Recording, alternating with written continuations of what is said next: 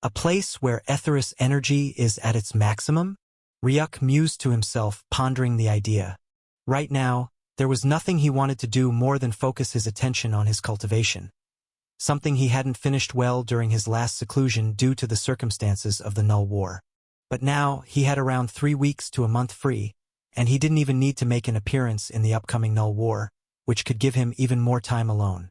He didn't have much to do with this time, so why not get back into seclusion once more instead? Improve his strength for the challenges coming ahead. And if there was a place oozing with a large amount of Etheric energy, and he was about to begin its cultivation, then it probably was the best idea for his seclusion place. Okay then, we'll check it out. What location is it though? I can request Mad White to lend us a jet too, Ryuk said to Astralaxa, but watched as she climbed up the railing before signaling with her fingers for him to follow, and then jumped down, soaring into the roadside in the distance. Hey wait! Ryuk called out as he debated whether to tell Mad White before he left, finding the leaving a bit too sudden. But then, he felt his device in his pockets and shrugged before climbing down too. I'll just call him up in the morning, he mused to himself, as he followed after Astralaxa, soon arriving by the side of the road where the cars were blitzing past. He stopped, his hair and clothes flapping harshly from the wind motion around him. But then, his eyebrows furrowed as he looked around and suddenly lost sight of Astralaxa. Wait, but I saw her right, Ryuk muttered, touching the space before him where he had last seen Aster. But then he felt his hand come into a block, as if touching an invisible wall. And not a second later, the wall began dispersing, and coming out from the empty space was none other than Astralaxa. But now she looked a bit different, wearing something far from her usual flowing robes. Right now, she was donning a sleek matte black biker jacket, snugly fitted to her frame and lined with subtle blue accents that shimmered faintly under the passing blitzing lights, the high collar brushing her jawline. Instead of robes, she now wore armored riding pants, tight and efficient, with bulky outward stacked sharp angles and tech fabric glowing faintly as if alive with motion. Gloved hands, sleek and dark with refined knuckles, and what he couldn't fail to notice last was her long blue hair, usually cascading freely. It was now braided into 2 long ends. On her face was a humorous grin as she saw Ryuk's bizarre stare, watching him shake his head, clearing up the shock before asking, "Why are you dressed like that?" "Like what?" Aster asked curiously. "Like someone who Googled how to look cool on a bike and maxed out every suggestion?" Ryuk said, resulting in a loud burst of laughter from Astralaxia. "You can't be helped. Here," she said, throwing an object at Ryuk. He caught it, his eyebrows raised when he saw the helmet. Slowly, he raised his gaze back up to ask what it was for, but his lips hung when he saw Aster sitting on a gigantic bike with surprisingly just a singular tire. How? How did you even get this?"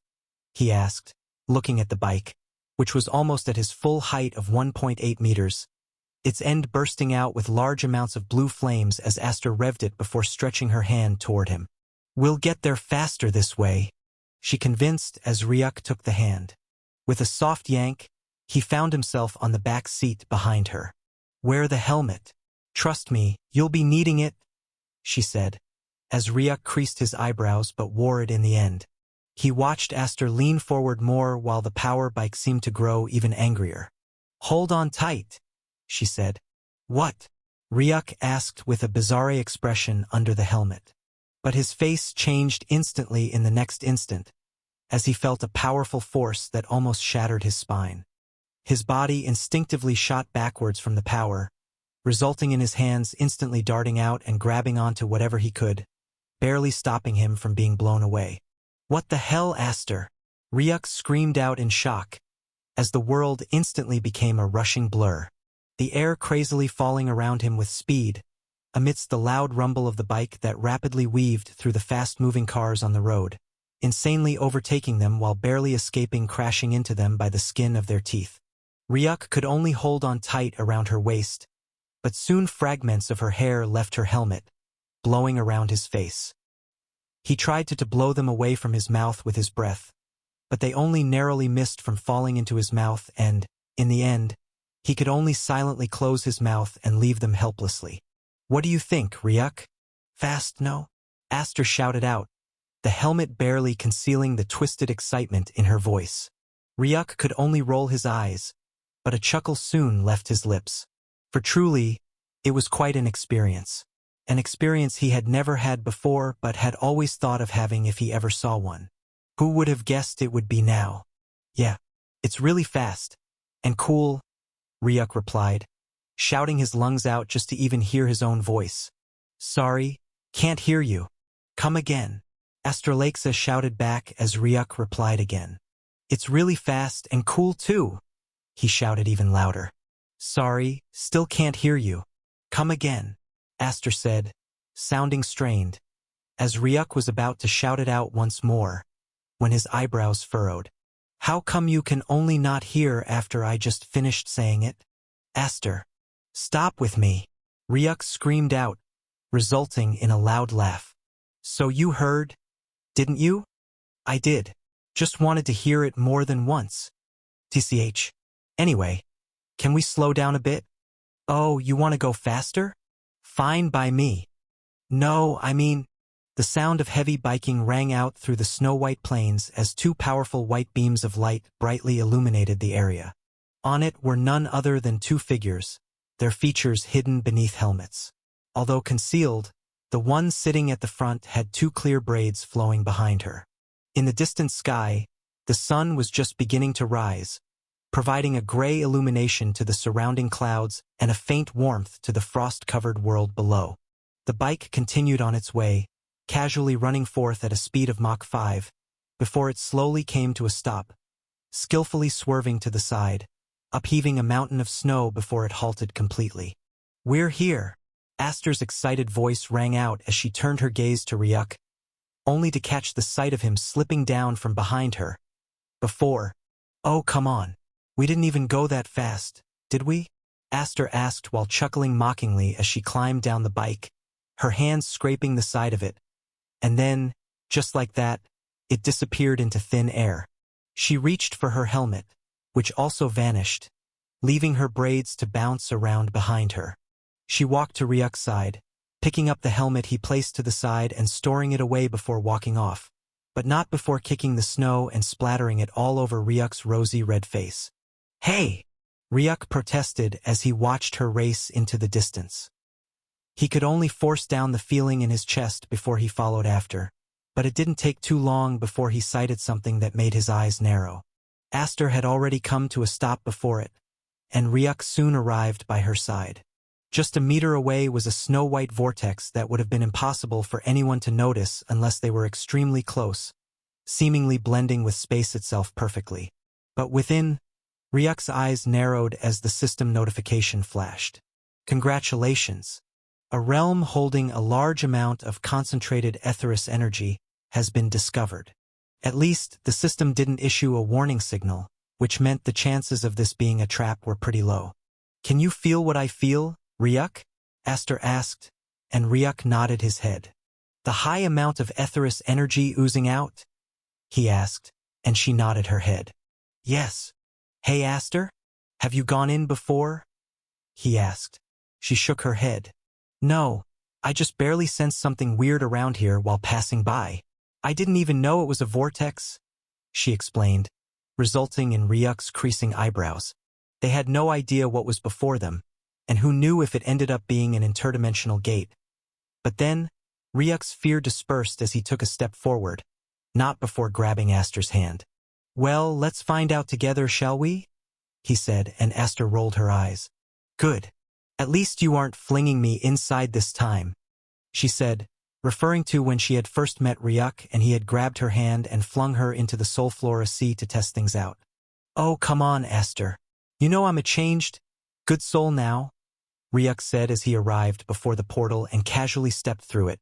"Yes, I know you're not," she replied before she also stepped in. And so, the two of them stepped into the vortex, whose speed of rotation slowed down for a few seconds before resuming once more. Not a minute later, a dark crack silently appeared in the sky, and soon, a pitch-black leg stepped out, its gaze falling upon the vortex with furrowed eyes. Then, eyes steeled, it also stepped through the portal, disappearing within. When they stepped in, it was like they had entered a completely different world. A world absolutely covered in an endless plain of green glass that extended as far as the eyes could see. The green grass gently danced to the breeze, and then, Ryuk's eyes froze as he took a deep inhale of the breeze, and his eyes flashed when he opened them. He turned to the side to find Aster's eyes also flashing in shock in the same manner as his. "It's pure Aetherus energy? It's pure Aetherus energy?" They both said at the same time, resulting in a chuckle as Ryuk's eyes flashed. A world of endless green, where the air itself was pure, concentrated Aetherus energy. It was something he had never seen or heard of before.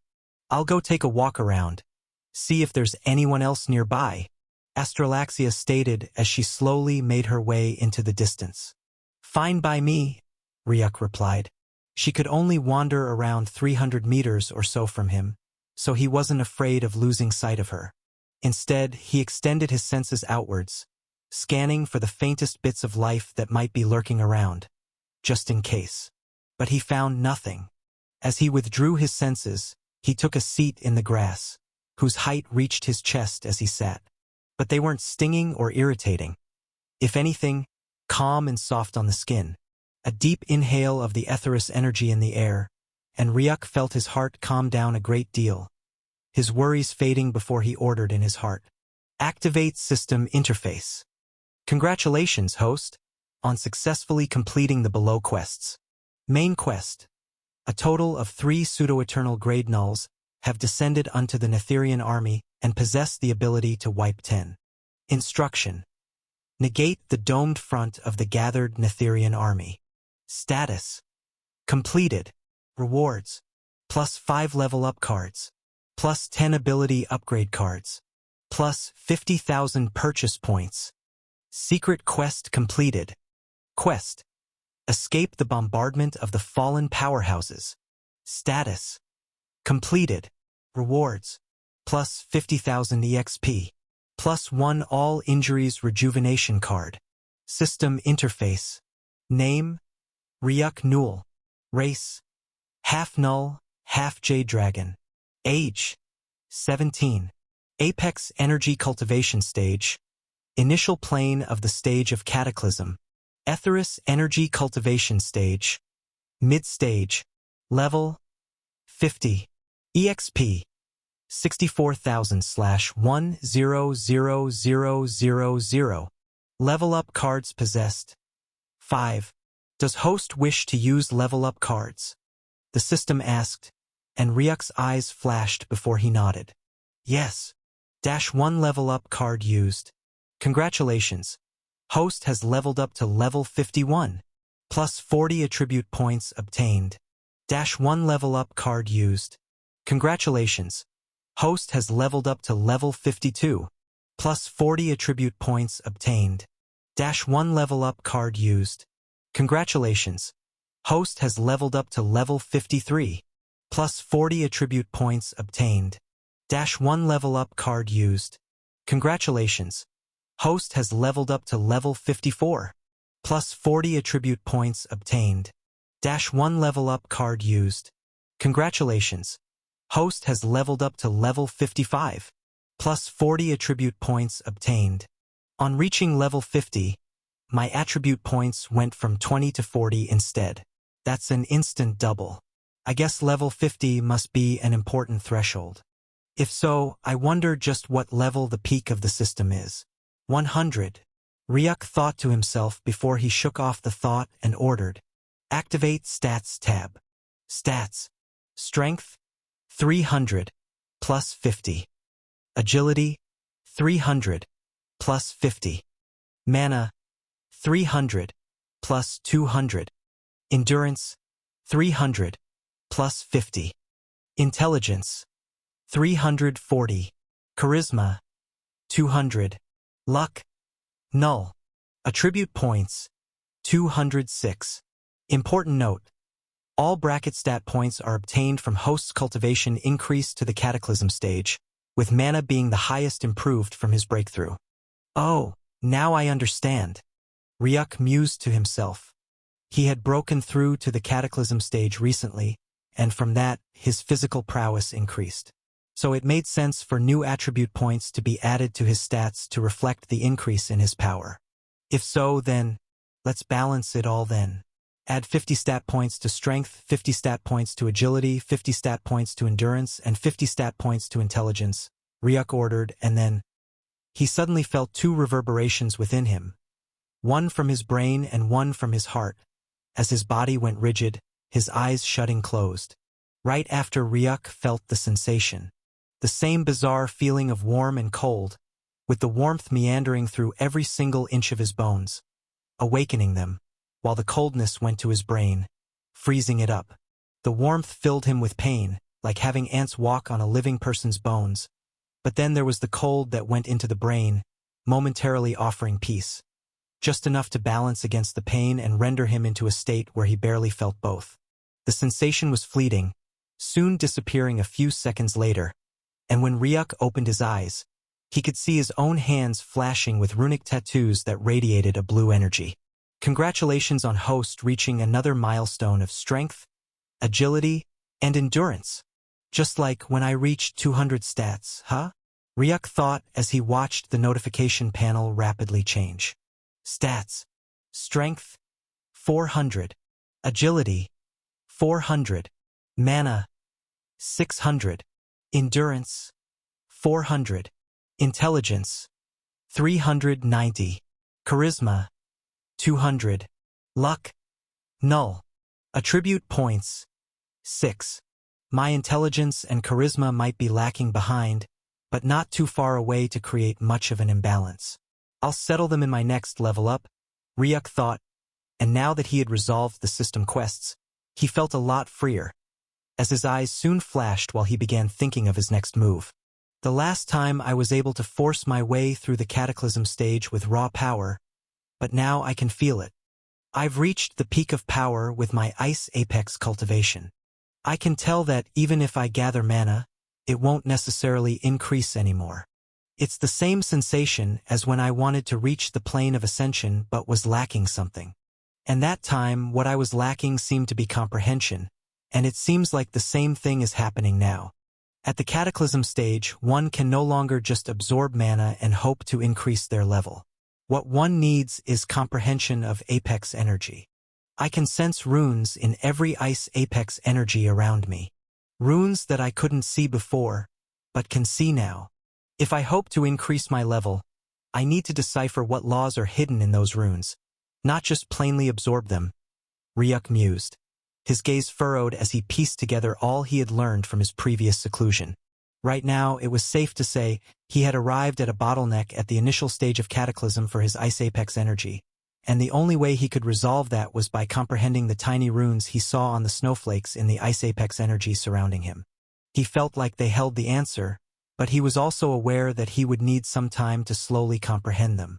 It wasn't something he could blitz through in a few days. He would need to take his time, but now, Ryuk felt like he could let it wait instead. It was already good enough to reach the Cataclysm stage with his Ice Apex energy. Now, perhaps it was time to focus on his Void energy that he hadn't even checked out at all, even though he had the cultivation manual. Aetherus energy might be the dominant energy here, but there is still pure Apex energy here too. It should be enough for the beginning stage at least, and this is better than when I started Ice Apex cultivation. It will do just fine. Ryuk mused to himself as he stretched his hand outward, and two objects appeared in his hands. One was the pitch-black grimoire with the runic words that Ryuk could easily read, Void Azura Grimoire, and the second was a meow. It was none other than Void, who hopped down from Ryuk's lap, quickly climbing up with his clothes and giving him a few licks on the face. Yeah, it's been a long time, Void, Ryuk replied, chuckling a bit, but he soon watched with a curious expression as he hopped away from him, its tail raised up high, and it soon sat down properly opposite Ryuk, its claw waving at him. You want me to watch? Ryuk asked as Void nodded its tiny head, before it suddenly stood on all fours. Under Ryuk's curious gaze, He watched as a runic tattoo made its way onto Void's head. And then, the air around Void began flapping violently as an intense Void energy erupted from the tattoo on his head, wrapping all over his body, and then, Ryuk's jaw dropped to the ground as he watched the darkness that soon covered up his body, his head slowly being raised up with his jaw hanging down from shock. What the hell? Right now, standing in the green garden, was a figure that cast long shadows over a young man sitting in the center, his jaw hanging and eyes bulging in shock. In Ryuk's gaze was Void, but this time, it wasn't the Void he knew. The Void before him now towered exactly 5 meters above Ryuk's own head, standing at a full 6 meters in height. But it didn't end there. He watched as Void continued winding up, growing until it reached a full, jaw-dropping 10 meters in size. A ginormous creature with eyes of pitch black, mixed with splashes of blue. He watched as the ground sank beneath it, huge, enormous claws tearing through the earth and cleaving it like batter, while 2 gigantic fangs erupted out from Void's upper mouth, hanging by the side and brimming with intense darkness. This was followed by a bizarre rune that Ryuk could sense contained ultimate destruction etched on her surface. His whiskers grew longer, and its eyes held an incredibly deadly, predatory light, shocking Ryuk into a stupor.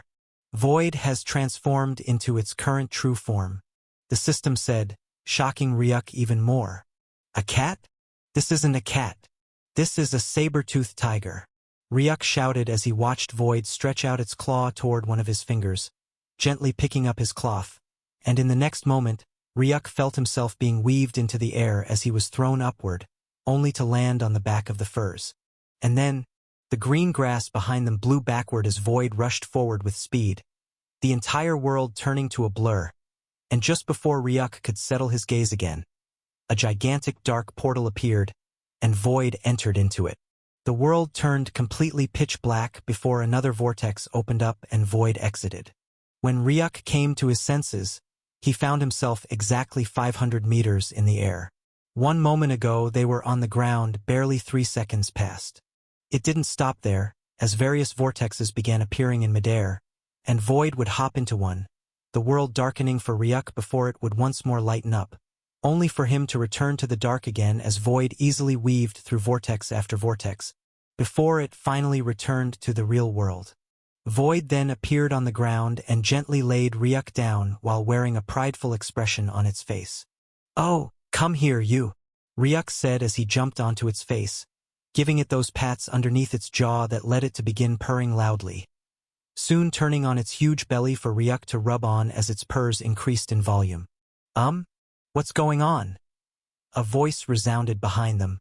They both turned their gazes to the side, where they found Astralyaxia standing with a bizarre eyebrow raised as she looked at the gigantic cat rolling and purring with Ryuk on its stomach.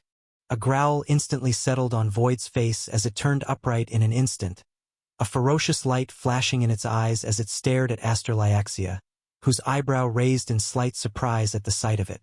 But then, a rub from Ryuk, and Void settled its aggression. "A pet of mine. Name's Void," Ryuk introduced as he got down from Void, while Aster walked forward toward it, scanning it up and down before she scoffed. "A pet of yours? Isn't this one of those sadistically prideful Void cats?" she asked, raising an eyebrow at Ryuk. "Sadistically prideful?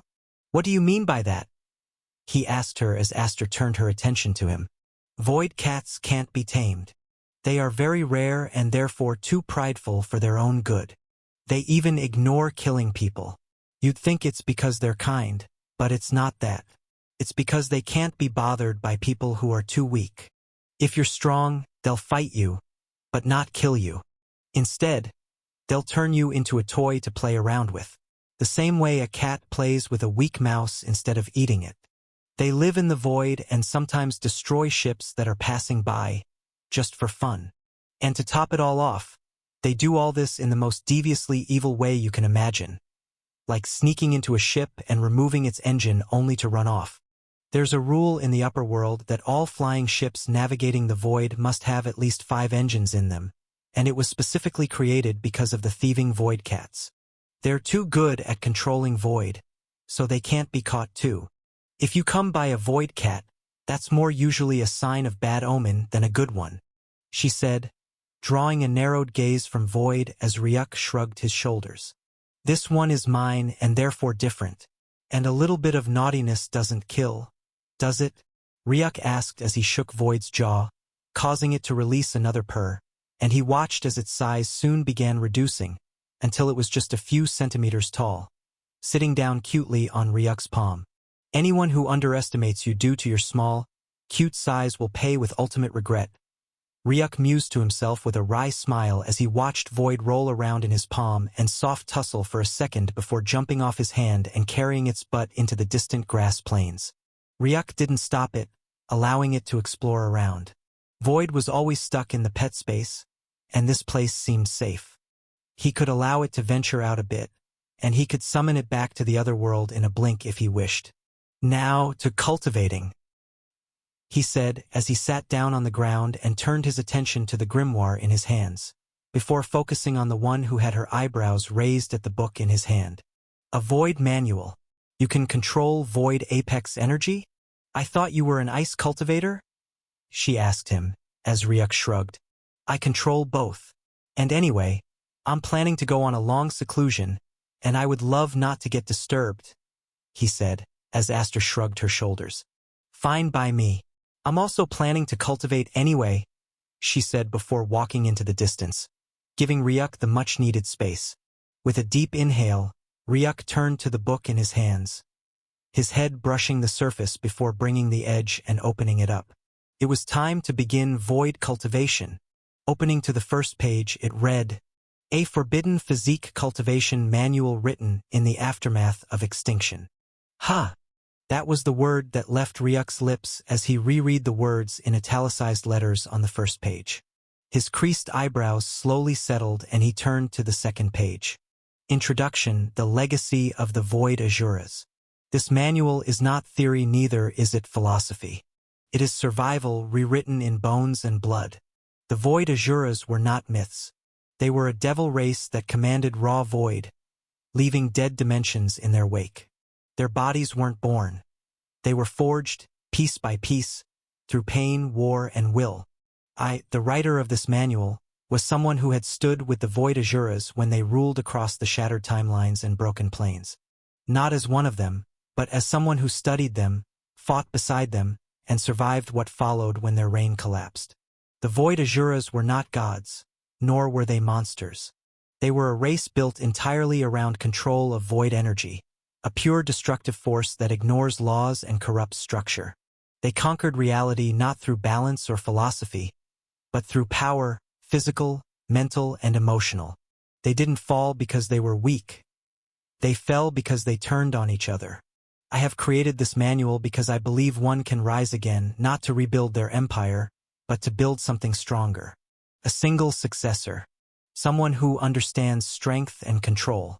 This manual doesn't require faith, bloodlines, or guidance from anyone else. It is self-contained. Be warned that it will hurt and it will change you. But if endured, it will make you more than mortal. At the end of the manual, you may choose to accept the Asura Legacy Protocol. Accepting it will unlock a rift, a stable dimensional tear leading to a realm saturated with void energy, where cultivation will progress faster and more violently. It will also unlock an evolution path that slowly mutates your body into that of a Void Asura. This path is irreversible, and that way the introduction ends. A cultivation manual? No, it's a rebirth manual that turns a cultivator into another race. A race known for being very powerful at controlling the void. Ryuk mused to himself, summarizing the truth of all that he had read. He read through the Asura Legacy Protocol part, giving him the urge to quickly swerve to the end of the book, but then he decided to simply keep going page by page. When he reached the end, he would have understood more. And so, willing, he moved to the third page of the book. How to Cultivate. Stage 1, Fangs of the Abyss. To become a Void Asura, your body must collapse and rebuild, like a dying star becoming a black hole. It starts from within. Initial mutations, arms and legs. Core objective. Awaken 9 void nodes and stabilize the forming black hole core. The cultivation revolves around forming 9 void nodes, corrupted void cores embedded into vital parts of the body. These nodes awaken a format gravitational force inside the user, using what is known as the black hole core, the center of all void Azura mutations. Void node anchors: cerebral node, brain, mental stabilization, void perception; core node, heart, primary void energy absorption; spinal node 1, base of spine, mobility foundation; spinal node 2, mid-spine, balance, posture adaptation; spinal node 3, upper spine, reaction and agility; shoulder node L, left shoulder, channel for arm mutation; shoulder node R, right shoulder, channel for arm mutation; knee node L, left knee, channel for lower body enhancement; knee node R, right knee, channel for lower body enhancement. As each node is awakened, it pulls void energy into your body like a gravitational well, subtly changing your biology. When all 9 nodes are active, the black hole core forms in your heart region, a dense, self-sustaining nucleus of power. The stronger your black hole core, the stronger your physical mutation and void abilities become. Cultivation requirements: environment, real-world option. Train in areas of spatial decay, cursed ruins, collapsed temples, ancient war zones that still leak dimensional instability. Void rift option comes with the contract Gravehold Spires, a torn dimension of floating ruins. Space constantly distorts, gravity bends, and air hums with void pressure. The perfect place for forcing void adaptation.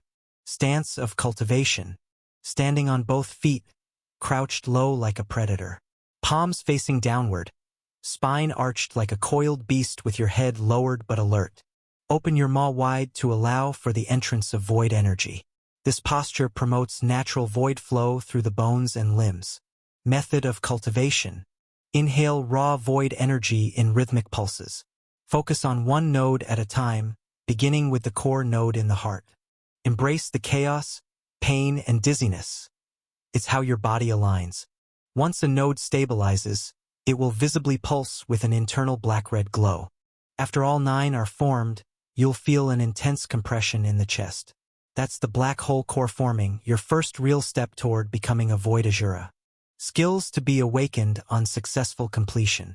Mutation 1. Abyssal claws, right and left arm. Upon reaching node 7, your dominant arm fractures from the inside. Void filaments replace muscle fibers. Armor-like plating of blackened bone forms, ending in talons sharper than spirit-forged blades. Effects: overwhelming power that slashes through shields of energy and all forms of defense. Phase attack: your claws can momentarily shift into the void to bypass surface defenses. Inflict: void erosion, a status that drains, decays, and disrupts cultivation flow. Special void effect: enemies killed by the claws leave residual fragments. Absorbing these boosts affinity and restores energy. Mutation 2. Void step legs, lower body. Upon reaching node 9, your legs undergo a transformation. Effects: bones restructure into a beast-like frame, digitigrade and optimized for explosive mobility. Muscles shift to allow unnatural angles of motion. Special void effect: rapid flicker step that phases partially through space, bypassing terrain or mid-combat obstacles, up to 10,000 meters. Like that, the page ended, leaving Ryuk completely breathless, as he felt his head bumping from the amount of information. This is very different from the usual cultivation techniques. The cultivation technique for his ice cultivation, Primordial Frost Scripture, was simpler, and its main aim was simple: to absorb frost energy. It was perfectly in sync with the apex cultivation stages. But this Void Azura grimoire was unlike anything else he had ever seen. Even right now, as Ryuk finished reading it for the 3rd time in a row, he still didn't even know how this was supposed to rhyme with the cultivation stages. Just what node will he achieve to reach the Ascension stage or the Dominion stage or the Cataclysm stage? Ryuk had zero idea still. But then, he knew well that even though he couldn't comprehend this fully, the Void Aura was a technique that was beyond even the Primordial Frost Scripture. For one, it doesn't just let him absorb void energy and call it a day.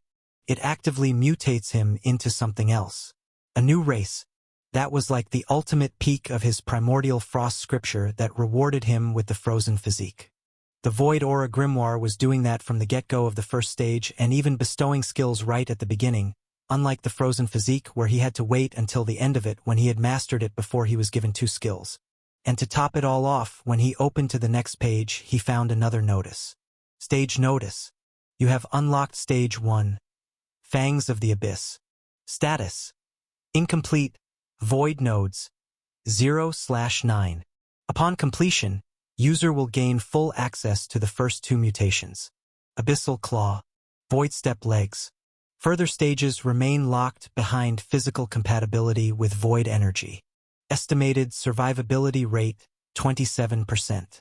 2 more stages remain. Their contents, requirements, and abilities are sealed until current stage is completed. The next evolution cannot be taught. It must be survived. According to the grimoire, there were still 2 more stages that would be revealed, but only after he had managed to cultivate the first stage perfectly and created the void core within him. Right now, even with its complexity, it was still far from done. One thing he knew was, if he devoted his energy and attention to this, then he would no doubt soon become an expert void elementalist, and perhaps even more. Now, I'm curious about the mentioned Void Pact, Ryuk mused to himself, as he soon flipped the page to the side. And all he saw was a single page covered in various runic lines with strange blotches of dark blood splashed over. In the next instant, the page uprooted out of the book, coming to float before Ryuk before suddenly diving into his forehead, before he could react. And not long after, the golden notification panel bloomed right in front of Ryuk. Void System Notice. You have reached the current final page of the Void Azura Physique. A royal contract is embedded within the manual's final glyph. Would you like to form a permanent contract with the Void Rift dimension? Caution. Cultivating this path will alter your body irreversibly. The black hole core is a parasitic seed. Once awakened, it cannot be removed. Expect rapid mutation, unpredictable emotional shifts, and a gradual divergence from baseline humanity. Reward. A portal to a unique Void Rift, once home to the Void Azuras, will be unlocked. It contains all environments required to practice the technique to perfection and includes potential opportunities for evolution items, dimensional gear, and hidden fragments of the Void Azura legacy. Optional contract, Corporeal Evolution Path. Accepting this path will unlock your body's full potential to evolve into a true Void Aura. Warning. Once accepted, the transformation cannot be reversed. Do you wish to accept the contract and begin the Oath of the Void Aura? Yes. Embrace the abyss. And oh, return to the light. Important note. The Void Aura Physique will be close to impossible to complete without getting the unique Void Rift. Host would have to search for unique environments which might take years to find effective ones. Chances of cultivating the technique to this peak will be ridiculously low. Also, host can simply decide to forego the Void Aura Physique and settle for another physique in the shop. Time left to decide. 30 seconds. Ryuk scanned the notification panel quickly, surveying it through one more time before he made his choice. I agree. Are you sure, host? This technique has a lot of chances to undergo mutations unplanned by the host. Yes, I am sure, he said once again, without the slightest hint of doubt. Congratulations on host successfully accepting the contract. New skill has been awakened. Rift of the Void Azura. A portal to a unique Void Rift, once home to the Void Azuras, will be unlocked. It contains all environments required to practice the technique to perfection and includes potential opportunities for evolution items, dimensional gear, and hidden fragments of the Void Azura legacy. Ryuk's reasons for accepting the contract had been simple. Even though he had been warned the technique would likely cause a lot of mutations that he can't foresee right now. Nothing was more scary than an unforeseeable future, but not for Ryuk. Ever since he had gained the frozen physique, he had learned an important truth. All techniques that tried to change him will fail. His nanobody had a unique ability beyond any normal transformation, and that was its ability to adapt, the strongest point of his nanotech body. The last time when he had wanted to obtain the frozen physique, it had rejected him after realizing that Ryuk didn't truly have a body that the physique could alter to begin with. But just when Ryuk had thought he would lose an important physique, his nanobody had gotten to work and forcefully assimilated the frozen physique into its own structure, remodeling it and adapting it until it became Ryuk's. This void aura physique was not much different. It sought to change Ryuk's own true body into that of a void Azura, just like how the frozen physique had tried to change his normal body into a frozen one. But Ryuk didn't really have a body. What he had instead was a humanoid mass of nanotech, a uniquely adaptable entity that could adapt to anything. If the void aura physique tried to change him, it would simply be compatible and assimilated into his nanobody by force. It wouldn't really change Ryuk at all, so why should he even be worried about that? Now, let's check out the new skill. Activate Rift of the Void Azura. The instant the command was given, the sound of space being torn rang out as Ryuk turned to the side and found a vortex waiting for him. A pitch-black vortex, about 3 meters in height and diameter, rotating chaotically. It's a physical dimension, huh? Ryuk muttered to himself as he looked at the vortex, one that no doubt required his physical body to enable entrance. And so, without wasting any more seconds, Ryuk rose to his feet, with the book in his hand, and stepped into the portal, which instantly zapped closed the second he entered it. 10 minutes later, meow, meow. When Ryuk stepped into the portal, the world stilled for a second. Then he felt sensation return. His eyes curled up as his awareness began flowing back to him. But the first thing he felt was discomfort. When he opened his eyes, he found himself in a completely different world. A world of darkness and purple. Floating vortexes hung across the sky, purple lightning snaking through it, crackling with a destructive power that made all of Ryuk's hair stand like needles across his body.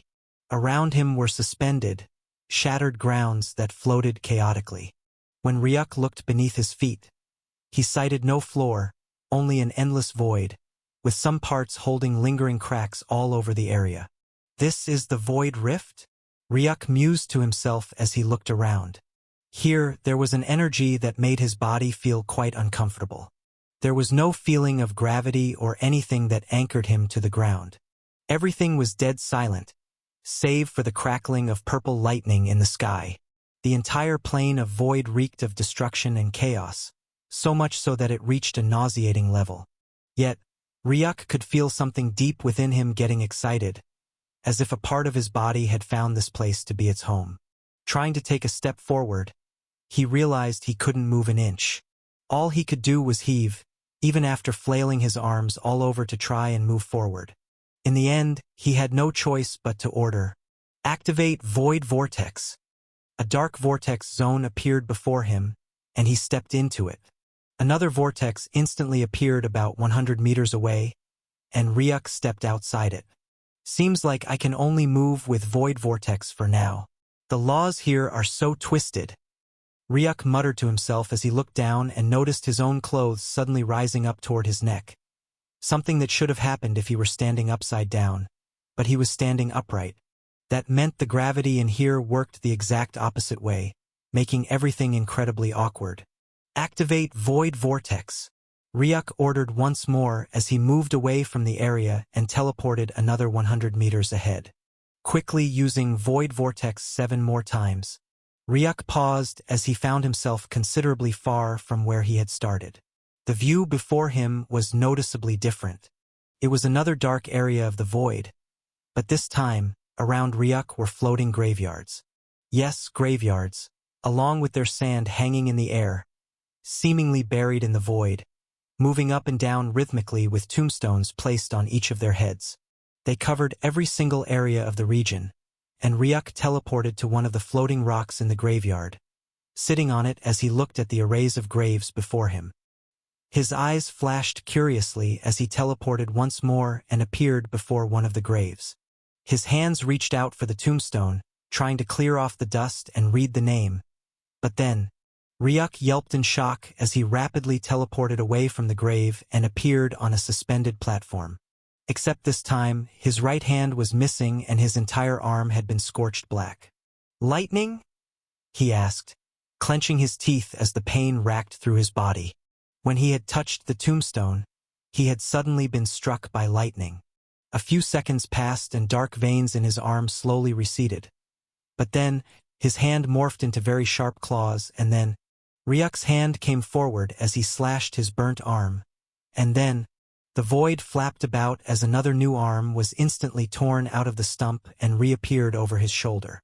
"Seems like whatever this grave holds, I can't go near them, for now," Ryuk muttered, before shrugging his shoulder as he returned to the suspended platform he was on before and sat down, opening the book up. "According to the manual, I need to find the graveyard spire, the best environment for the first stage of cultivation." He mused with a furrow in his eye, but his gaze slowly widened as he looked toward the multitude of graves. "Seems like I'm already there.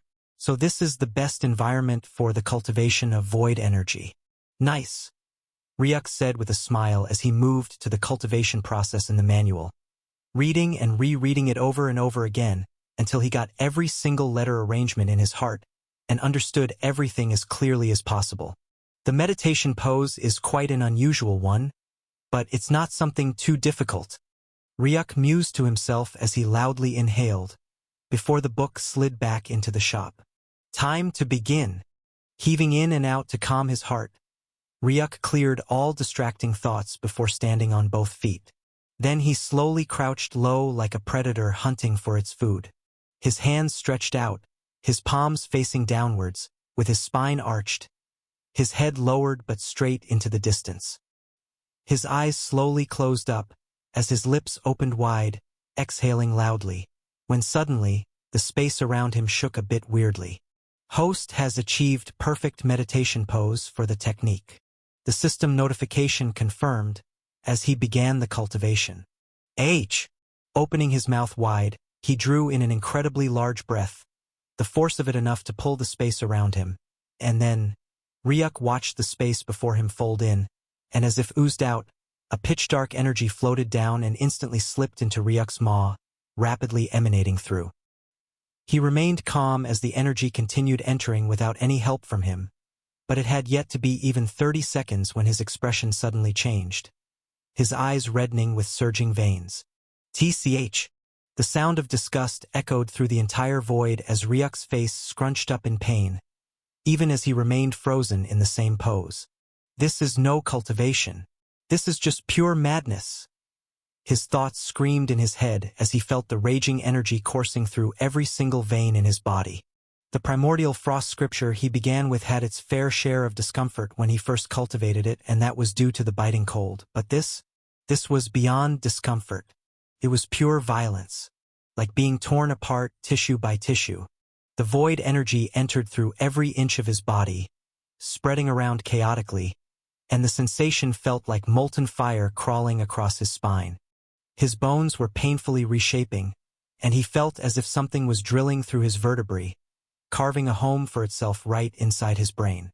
It hadn't even been a full second, yet Ryuk felt the red liquid begin to leak from his eyes as the wriggling veins inside them burst one by one, causing him to weep tears of blood. "I can't stop it. I can't stop it," he thought in horror, trying to clamp his mouth shut and resist the pull of the energy. But no matter what he did, he had lost control. His mouth hung wide open. He tried to break the pose, and when he glanced at his hand, he saw trails of void energy chains wrapping tightly around it, locking every single fiber under their control. When Ryuk looked below, he was shaken to find similar tendrils crawling over his body, vibrating against the ground he stood on. The roots then spread to every grave that littered the area beneath him. Trying to move was like trying to shift the entirety of a graveyard in space. Ryuk's face slowly paled before utter horror appeared in his eyes. "I'm stuck like this? With the pain? Until when?" He asked no one, but something soon responded. It seems the host must remain stuck in place by the void energy, which removes permission to relax during the cultivation process. "I'm afraid the only thing the host can do is silently endure as much as possible. On the plus side, There is no need for external action on the host's part. The host's task is simple: endure. Endure? Endure this? For how long? Ryuk shouted in half-terror. It had barely been a few seconds, and he was already dying. Felt like he was being devoured from the inside out. The void energy was gathering around his heart and compressing it with icy hands. It was like cold fingers squeezing your chest from the inside. His breath began locking up as his heart struggled to beat against an invisible blockade. Moments later, red blood began to trail from the corner of his lips as he remained in the same position. Cracks began forming on his neck as he instinctively tried to scream out. Yet he was forcefully stopped, and blood once more filtered through the fractures on his neck. But then, the true horror began when the notification flashed.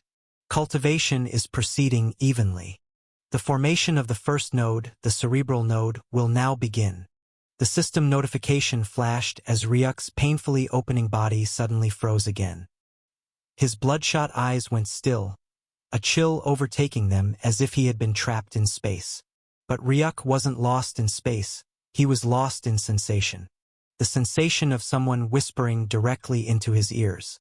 His vision began fracturing as the world broke apart into darkness and blood red. He felt as if he could see behind himself, as though he had suddenly grown a new pair of eyes, but the imbalance disoriented him. He felt time looping, losing track of his own thoughts. This wasn't a hallucination. This was the void energy slowly scraping away his sanity. It was like meditation, with someone drilling through your skull while you remained perfectly aware. When Ryuk thought this might be the end and that he would be sent back to the Shadow Realm, the notification flashed again, anchoring his consciousness back to the physical world. Host must remember, the pain is not a flaw of the technique. It's a signal that the host's cultivation is rising through the threshold. This is the host's weakness being stripped away. The void rejects weakness and offers unimaginable strength to those who endure. Only by suffering through this can the host unravel the true power that bends reality itself, the power of the void. Therefore, host must endure. Losing consciousness is not allowed. You must endure. For as long as it lasts. The rewards will be well worth it, host. It's the only way to survive what is to come. Host doesn't want to disappoint his uncle, right? Host doesn't want to lose to the null. If so, endure. Endure. Ryuk. The system notifications began flashing faster, turning red and bolder, acting as the conduit anchoring Ryuk's consciousness to the exterior world. Even as every inch of his skin began cracking into pieces. His nanobody tried to heal him, yet quickly got enveloped in cracks right after. The notification kept flashing endlessly, bringing reason after reason to endure, and endure, even as a pool of blood soon formed beneath him. His body and limbs completely soaked in red, his eyes rolling back before twitching once more, only to roll again from the pain.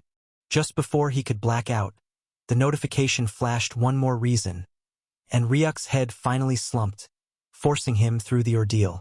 And like that, for an unknown amount of time, the sensation continued. The pain never lessened, it only increased. And the system's words only deepened, barely managing to keep him anchored even through the torment. It's hard. Too hard. The thought echoed through Ryuk's mind as he struggled through the darkness, finding the golden guiding light etched within his soul pushing through the bleakness. A dim but shining answer that he could still make out. Endure. Endure, Ryuk. You must endure. Even though the pain Ryuk felt was unlike anything he had ever felt. Something that most cultivators wouldn't even be able to endure for a few seconds before they were turned insane. But within, everything was going in an orderly form. On the first entrance, the void energy meandered through various organs present in the body, their first point of contact being Ryuk's own veins. But the second they touched the veins, a velvety silvery aura burst out from Ryuk's veins, none other than the Ice Apex energy fiercely fighting back against the intruder. Banished by the Ice Apex energy, the void energy swarmed forward with power, trying to forcefully erase the Ice Apex energy. But they were of no match, as the Ice Apex energy often tore them into nothing, blasting them backwards, the result sending some of Ryuk's other body parts corroding away. resulting in even more pain. When the void energy sensed the ice apex energy refused to make way, it ignored it, instead inflating towards the remaining nannies coiled around Ryuk's body silently. The nannies were unreactive and unresponsive, allowing the void energy to meander around. It was like a wanderer walking through his new home and dismally looking through it. Once the void energy properly looked through the entire structure, it started gathering into an area which was none other than Ryuk's own brain. In this place, the void energy sensed something that was reactive, but not only was it reactive, it also wasn't banishing them away like Ryuk's ice veins.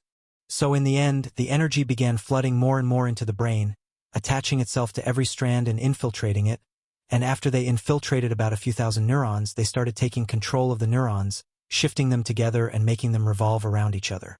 It started as a small rotation between two neurons, but soon it multiplied, as the void energy took control of as many neurons as possible. They all began sinking into the same formation, rotating and orbiting, until a small rotating vortex of neurons was formed in the brain. Once the vortex of dark bluish shadow had been formed, the void energy meandered through some other parts of Ryuk's own brain and began infiltrating, turning it pitch black. And slowly a mutation began. It was like dangling tendrils that began extending from Ryuk's own brain, latching onto the rotating neuron portal and fusing them in place with the brain itself. The void energy had created a rotating node of neurons, and then forcefully creating a brain mutation that wrapped around the neurons, holding them in place. Once that was in place, the remaining void energy just kept going into the rotating vortex, causing it to be denser and denser, turning larger and larger.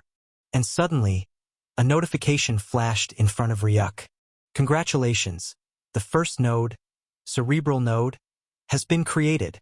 Host has reached the initial origin stage. Host must continue to endure. The system announced it, but Ryuk was long gone. The only thing he could barely see being the last emboldened word. The void energy, once it created the node of the brain, kept trying to clear more brain mutations, but then it was suddenly blasted apart.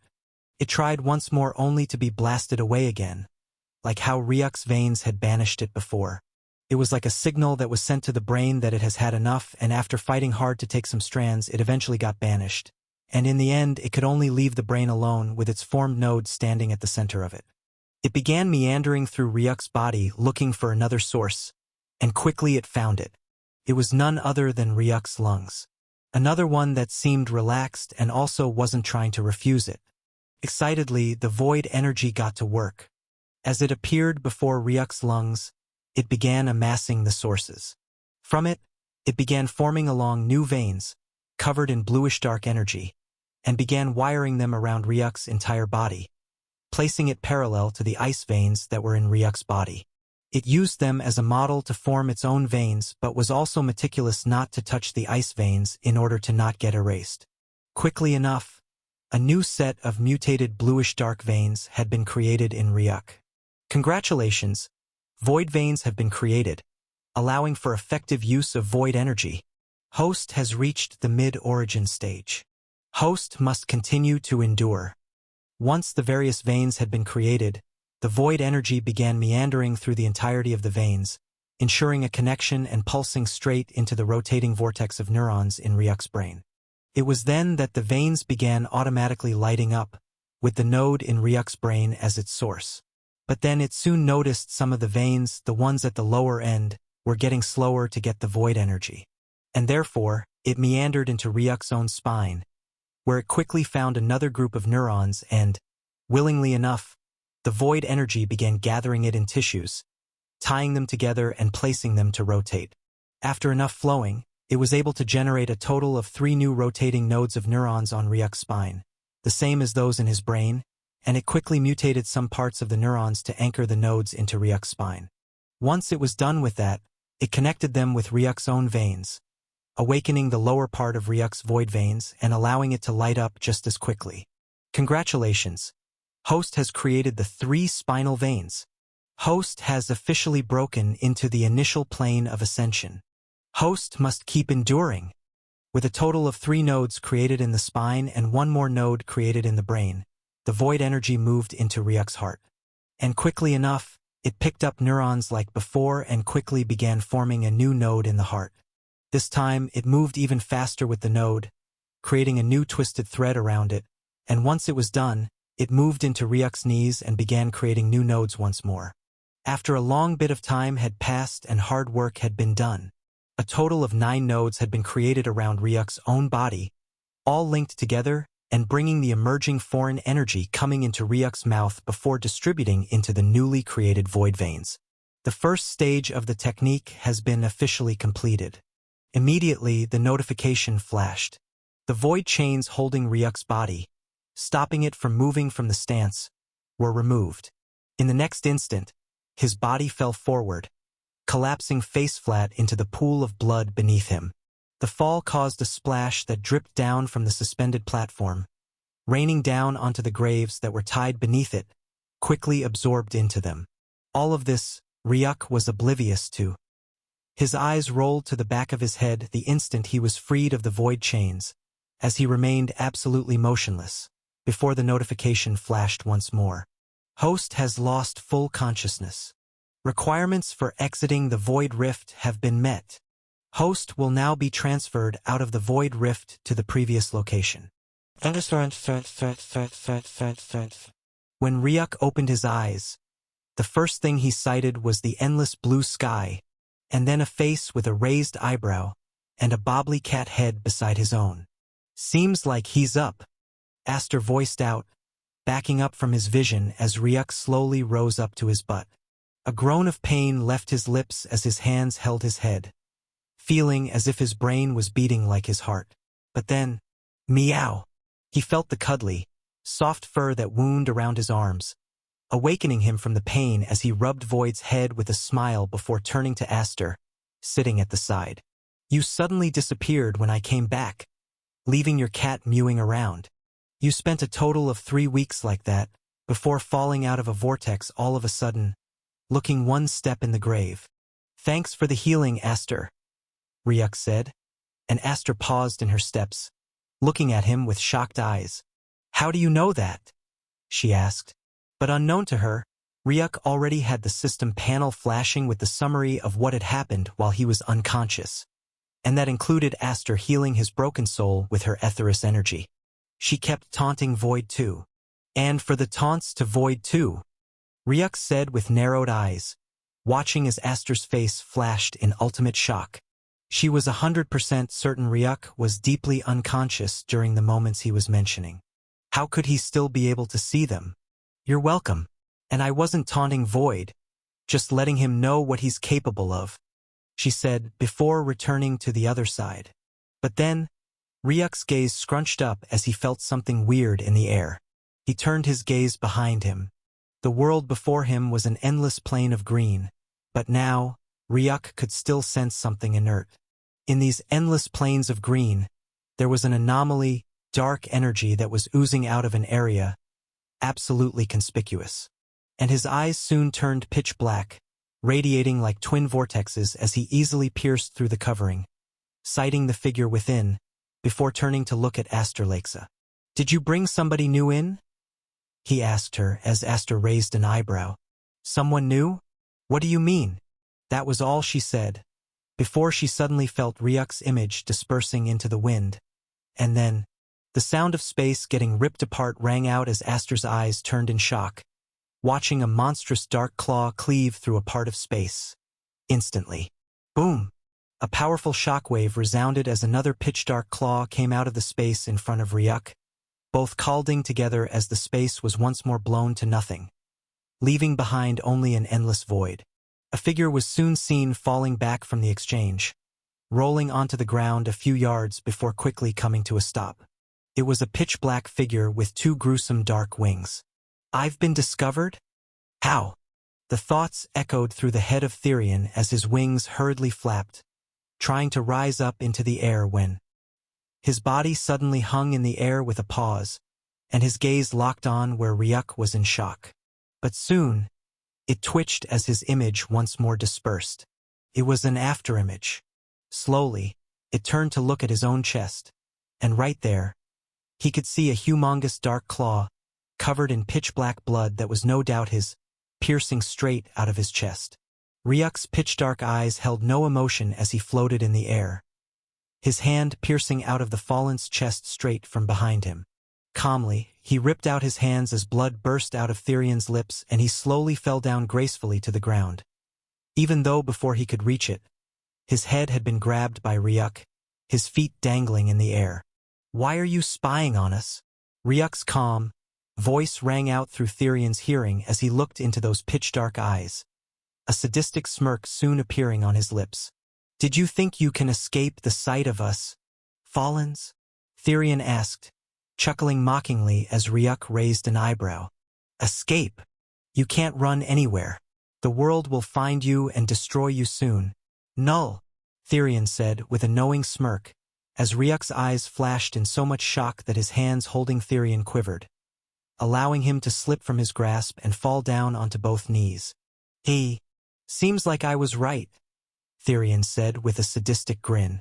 Looking at Ryuk's shocked expression, it was clear that he definitely was what Therian accused him of, and his shock showed he had never expected anyone to find out. "For how long do you think you can hide your existence? The world will soon know of it. And when it does, you will be hunted down like the nightmarish creature you are. Ha ha ha ha." Therian was laughing out loud, basking in the glory of the shock he was able to give Ryuk as he watched those pitch-dark eyes flashing in horror. When suddenly, Aster watched as Ryuk suddenly moved his hand and slashed it to the side. She watched in shock as Therian's face suddenly had 3 cuts appear across it, his expression of laughter pausing in their tracks. And then, brain matter and blood splashed through the air, sending sprays of crimson that rained down Ryuk's figure, before Therian's headless body collapsed onto the green grass. "Congratulations! Host has killed a Fallen at the initial Cataclysm stage. Rewards? Plus 25,000 EXP. Ryuk's pitch-dark eyes looked at the notification before him, then turned to the body beneath him. Taking 2 steps backwards, his pitch-black eyes slowly receded in color. Once more, they regained their normal blue-crimson hue as he looked at his own humongous claws that seemed no different from a devil's. "Congratulations to Host for instinctively being able to use Void Claws automatically." The system notification flashed as Ryuk's eyes flickered, before he ordered, "Deactivate Void Claws." He commanded, and his claws receded, his hand soon morphing back to its regular form as he walked away from the corpse. "Meow!" Void called out to him as Ryuk paused in his steps, looking at Void. He watched as the small creature ran to him, jumping into his embrace while wiping away the blood that had blinded his left eye. Ryuk's eye opened, flashing with light. "Thank you, Void," he mused as Void quickly ran up to his shoulders. Then he turned to face Astralaxia, who was now on her feet, her eyes flashing with a mixture of shock and suspicion. "So not only do you not belong to this world, you're actually a null?" Astralaxia asked, barely suppressing her shock. From the moment she had come to this world, she had been able to sense the difference in source energy and had noticed that Ryuk didn't have the same source energy as the others, even though he appeared human and the world seemed to perceive him that way. She knew well he was, at the very least, not a human like he pretended to be. But now, she had watched as the Fallen declared Ryuk a null and had witnessed how Ryuk reacted to that, by instantly murdering him in the blink of an eye. That was more than enough proof. If he wasn't a null, then he would have laughed it off or something. The fact that he killed him only showed he was probably trying to hide the secret. "Does our deal still stand, Astralaxia? You help me get rid of the nulls, prevent Enderath from becoming a Dark Gormer, and in turn you get your freedom and go your way. The contract still stands, no?" Ryuk asked with a raised eyebrow, as Aster's eyes narrowed. "It does. It has been made with a contract grimoire after all, so I cannot go against it. But if you're a null, then I have to make sure you're not leading me on a fruitless search. Because now, I see no longer any reason why you would want to get rid of your own race and even help the humans. You're not a human, Ryuk. You're a null. You're everything this world wants to get rid of," Aster said, as Ryuk shrugged his shoulders. "Seems like our deal still stands then. Now come. We have to leave." he said, as he activated Void Vortex. A gigantic dark vortex appeared in the air, reaching a massive 5 meters. Shocking even Ryuk. Why is Void Vortex suddenly so big? He wondered in shock as he looked at the vortex, pausing a bit to glance over his shoulder and saw Aster, unmoving. We have to leave Asteralaxia. That guy is a spy and no doubt already has our location revealed. He's an initial Cataclysm stage expert and nothing but a spy. You can guess the cultivation level or the power level of someone who could use a Cataclysm stage expert as a spy, right? So to be safe, we have to leave. Now, Ryuk said with a bit of urgency as Astralaxia's eyes flashed. Ryuk watched them silently debating something before she quietly stepped forward and entered into the portal, followed by Ryuk. It immediately collapsed in their absence. The sound of the power bike racing through the snow rang out through the silence as both Ryuk and Aster moved farther and farther into the snowy wilderness, at a speed of Mach 15, heading in a random direction. But even though things were visibly calm, Ryuk's mind was like a raging tornado. I killed a fallen, without even the slightest bit of hesitation at all? What went wrong? He asked in thoughts, taking his hands into his gaze, perplexion in his eyes. The thought of killing that fallen had never crossed his mind at all. The normal Ryuk would have grabbed him, threatened him and tried to force out answers, who he was or how he knew he was a null. But somehow, when he heard how sure the fallen had been of his real identity, his hands had reflexively cleaved out and slashed the fallen's head and brain into pieces, killing him in one swift stroke without the slightest bit of hesitation. And what was worse was that, even though Ryuk felt he shouldn't have killed the fallen man, and that the smarter decision would have been to force out answers and find out how he even knew he was a null at all, and how many people were aware of it, he didn't feel the slightest bit of guilt that he had killed the man unjustly. It was the same feeling as when his scythe cleaved through a mutated beast wanting to take his life. Nothing. He felt nothing at all. But now, when he thought deeper about it, he soon realized a lot of things had gone wrong within that single second. Hey system, what do you mean by void claws were activated instinctively? This is a new skill, not an old one. How could you say it was activated instinctively and definitely beyond my will? Silence. I order you to give me a bloody explanation, Ryuk ordered as the notification panel flashed. Host's anomaly in action and behavior is due to the cultivation of the Void Azura Grimoire. The Void Azura Grimoire? How does that have to do with anything? The Void Azura Grimoire is a manual that seeks to evolve Host Remember. Seems like the evolution is not only physical but mental too. When Host had awakened, he had yet to fully awaken from the Void Azura's influence, causing the impromptu action of unfurling the Void Claws once danger was sensed and cleaving off a fallen head without hesitation. Does Host remember? Caution. Expect rapid mutation, unpredictable emotional shifts, and a gradual divergence from baseline humanity. The Void Azuras were not myths. They were a devil race that commanded raw void, leaving dead dimensions in their wake. The notification flashed before Ryuk's gaze as his eyes narrowed dangerously. So it was an effect of the Void Azura cultivation? No wonder I felt like I wasn't even in control of my body. Host has calmed down a lot now and should have good control over his emotions once more. But Host might find himself overreacting when unordinary emotions assault him. That is the price to pay for an ungodly evolution. To counter this effect, Host must make sure to keep himself calm in all situations, ensuring not to let his emotions flare uncontrollably like before. The system advised as Ryuk nodded his head. It was uncontrollable for me not to overreact after I discovered some random fallen. I never knew before suddenly knowing my real race. How? How did he know I was a null?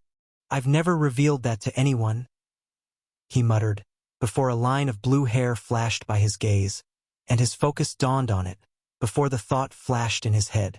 Could it be Asteralaxia? Only she knows I'm no human from the beginning.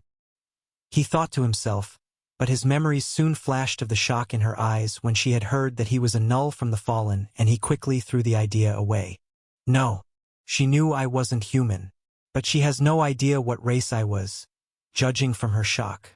That Fallen was more than sure I was a null. Ryuk mused to himself before the idea flashed. Wait, he was a fallen angel, and I just fell out with their queen. Could it have anything to do with her? Even Morgaine was never aware. This is headache-inducing. What do I even do now? Focus on my cultivation? But I don't know just how many people are aware of that fact. If it's already revealed to the world, which I doubt, it will be a little problematic. But not so much so. Not many people are even aware of who I am anyway. Ryuk mused to himself as he felt his breath unconsciously skyrocketing. But then, the sound of ringing echoed as Ryuk felt the reverberations from his pocket. It was coming from none other than his device, and he furrowed his eyebrows, bringing out the device and looking at the interface. Mad White, "Hey Aster, can we stop for a minute?" Ryuk asked as Aster clamped down on the brake, before swerving to the side. The snow blew out of the way, her boots dragging on the snowy ground before coming to a stop. Getting down from the bike, Ryuk swerved the call to the side. "Mad White," Ryuk said as the voice came in. "Ryuk, how you doing?" he asked, and Ryuk nodded. "Just came out of seclusion." "Good. And bad," he said as Ryuk's eyes flashed. "Bad? Yeah, I got bad news. This was sent to the Cataclysm Expert Forum a few hours ago. A bounty on a runaway null." Ryuk asked, looking at the pop-up notification that soon disappeared. "Yeah, right now even I'm tempted by the reward. But what's crazy is, you're the one in the image with your girly face. Ha ha ha." The boisterous laughter rang out as Ryuk clicked his tongue. This was what he feared the most, and Mad White was just laughing it off.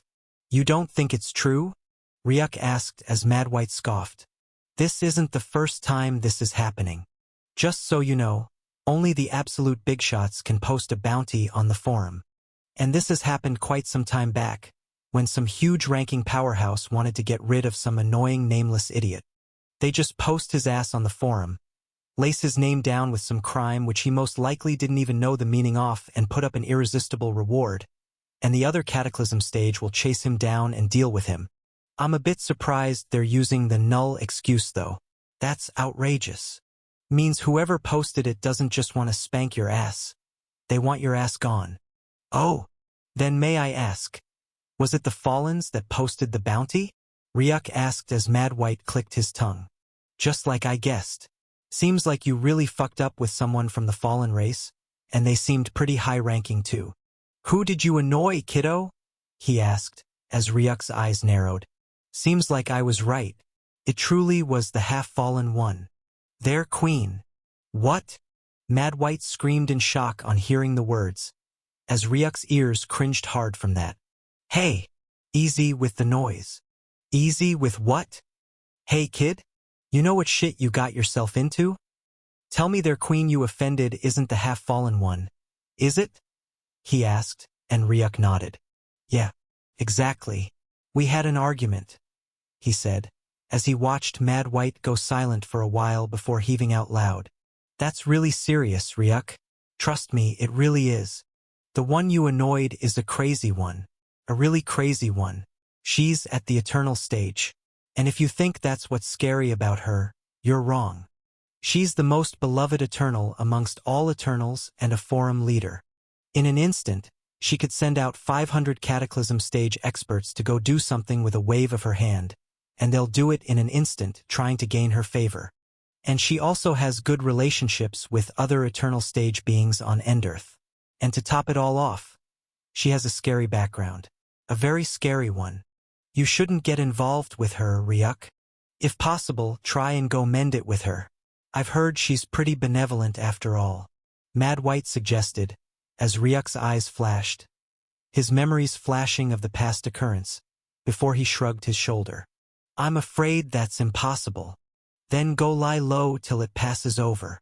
No one knows you that much anyway, in that you have no known settlement. Neither a job nor company you're affiliated with that can give you out. I don't think you have many friends either. So, it should at least be easy.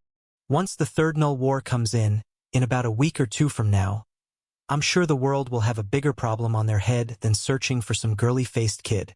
You get it, Ryuk. Just lay low. This will pass soon. Yeah, I get it, Mad White. And sorry, I can't get you someplace to lie low. Those powerhouses have their radars on me right now. Even the calls we're making now, I'm not 100% certain they aren't being listened to, Mad White said as Ryuk raised an eyebrow. Well, that's some serious shitty situation you also got yourself into.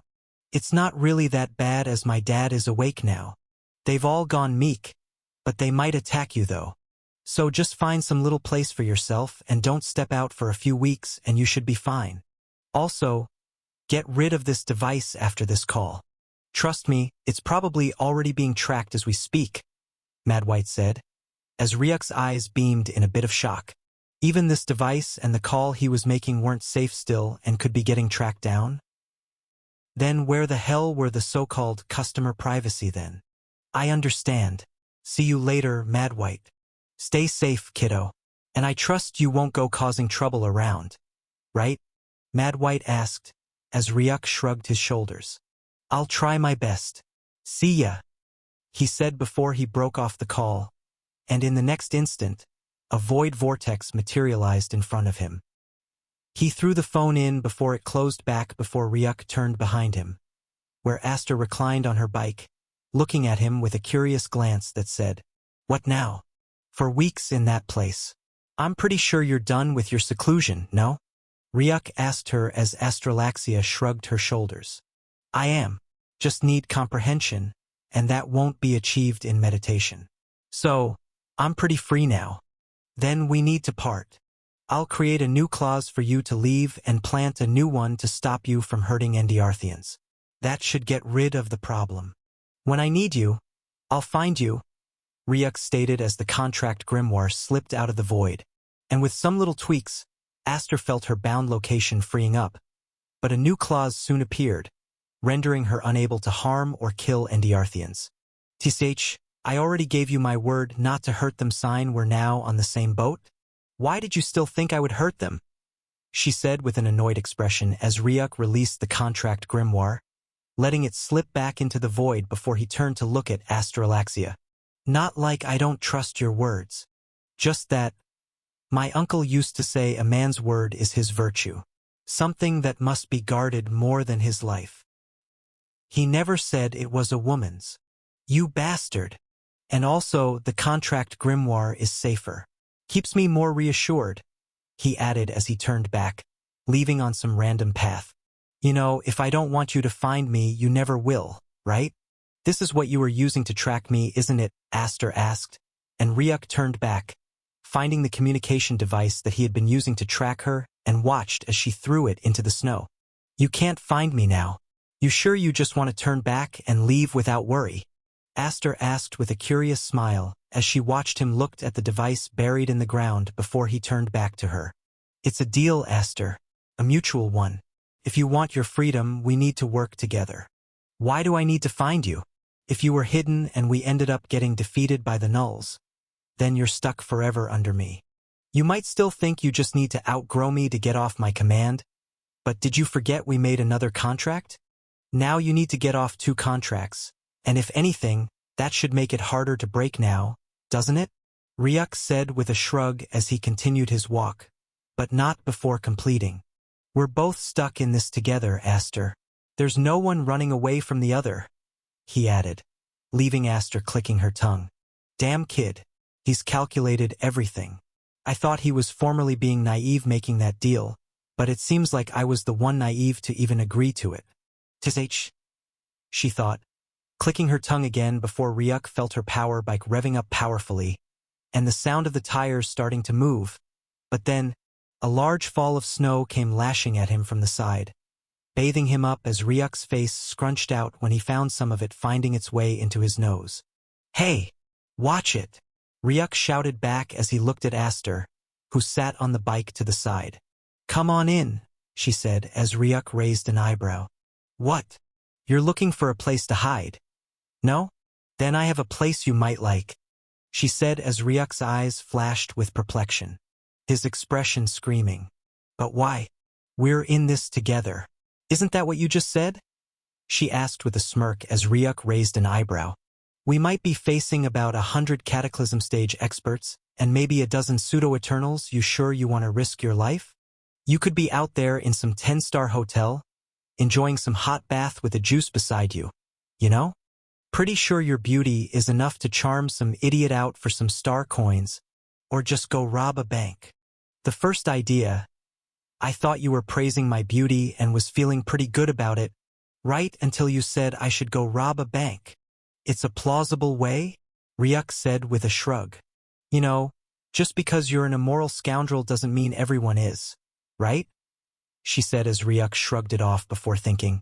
You don't look like one that exactly cares anyway. And just so you know, I've never been afraid of some Cataclysm stage experts, or some pseudo-eternal stage expert. I never was, even of an Army of Eternity stage expert in the past, and I wouldn't be now either. So shut your trap up and get on the bike already. We're here. Aster called out as Ryuk got off the bike, taking off his helmet, his dual irises scanning the environment. It was an endless desert, with sand so hot that he felt his skin sizzle continuously, steam rising from the intense heat. Just where in hell is this place? He muttered under his breath, gazing at the endless peak of sand stretching as far as the eyes could see. I think it's called the Shira Desert on the map or something, Aster said, her footsteps crunching through the sand as she arrived beside Ryuk, who turned his gaze to her, his eyes flashing when he saw the device in her hand which she was staring at. You have a communication device? Ryuk asked with a raised eyebrow. Of course. And I don't have to throw it away because I'm not being chased for my life, Aster replied, placing extra emphasis toward the last part of her words as Ryuk rolled his eyes. I don't seem to be running for my life, do I? Yes, you are. You threw your device away so it couldn't be tracked. That's part of running away, Aster said, stopping to look at Ryuk to further stress her point. As he looked into those blue irises that only seemed to stretch the point further, he could only give in at the end. I guess you're right, he said, drawing a satisfied smirk on Aster's face before she resumed walking. So, you're afraid of death, huh? Aster poked as Ryuk rolled his eyes. Who in the world can claim not to be afraid of death? The nulls aren't, Aster said with a shrug, drawing a pause from Ryuk. Huh. The nulls. They're not afraid of death. At least, I've never seen one that is before, except for you, Aster said as Ryuk scoffed. Yeah, right. Keep rubbing it on me. I'm just stating fact. You're a weird null, Aster said, but she only drew silence from Ryuk, who simply continued his work, ignoring her. But then he took about 6 more steps, and when he took the 7th, his heart skyrocketed within his chest as his eyes widened in shock. He felt a powerful pulse ripple through his body, momentarily turning the world colorless. Ryuk instantly took back his leg and retreated 3 steps in shock. Only then did he feel the sensation disappear, but still, his heart was thudding loudly in fear. There's something ahead. Something powerful, Ryuk said as he turned to Astralaxia, but only saw her holding a neutral expression. Yeah, I know. That's why I brought you here. What? You remember when I said I'm done with my seclusion, and the next level isn't something I can reach by simple meditation? Seems like to reach the next level, I have to face one troublesome creature here. Hey, you told me you had a place for me to lie low. And this, Ryuk said, looking at the endless desert and whatever was in the distance making his heart surge. This isn't some peaceful place to lie low. Who said anything about peaceful? Lie low means don't get seen by others. No? You won't get seen here, Astralaxia said, but then watched as Ryuk turned his back. Yeah, I'm out, he said, turning away. But just before he could, he felt his shoulder grabbed by Aster as she tried to look into his eyes. Don't turn back, she said, but watched as Ryuk slipped his shoulder from her grasp before he turned back and kept walking.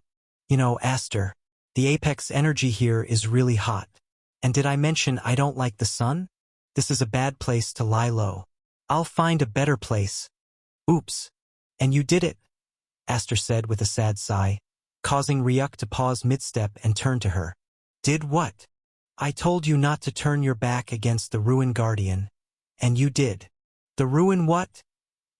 He asked, but then quieted down as he looked at the world, and found it had changed into a colorless, white and gray state.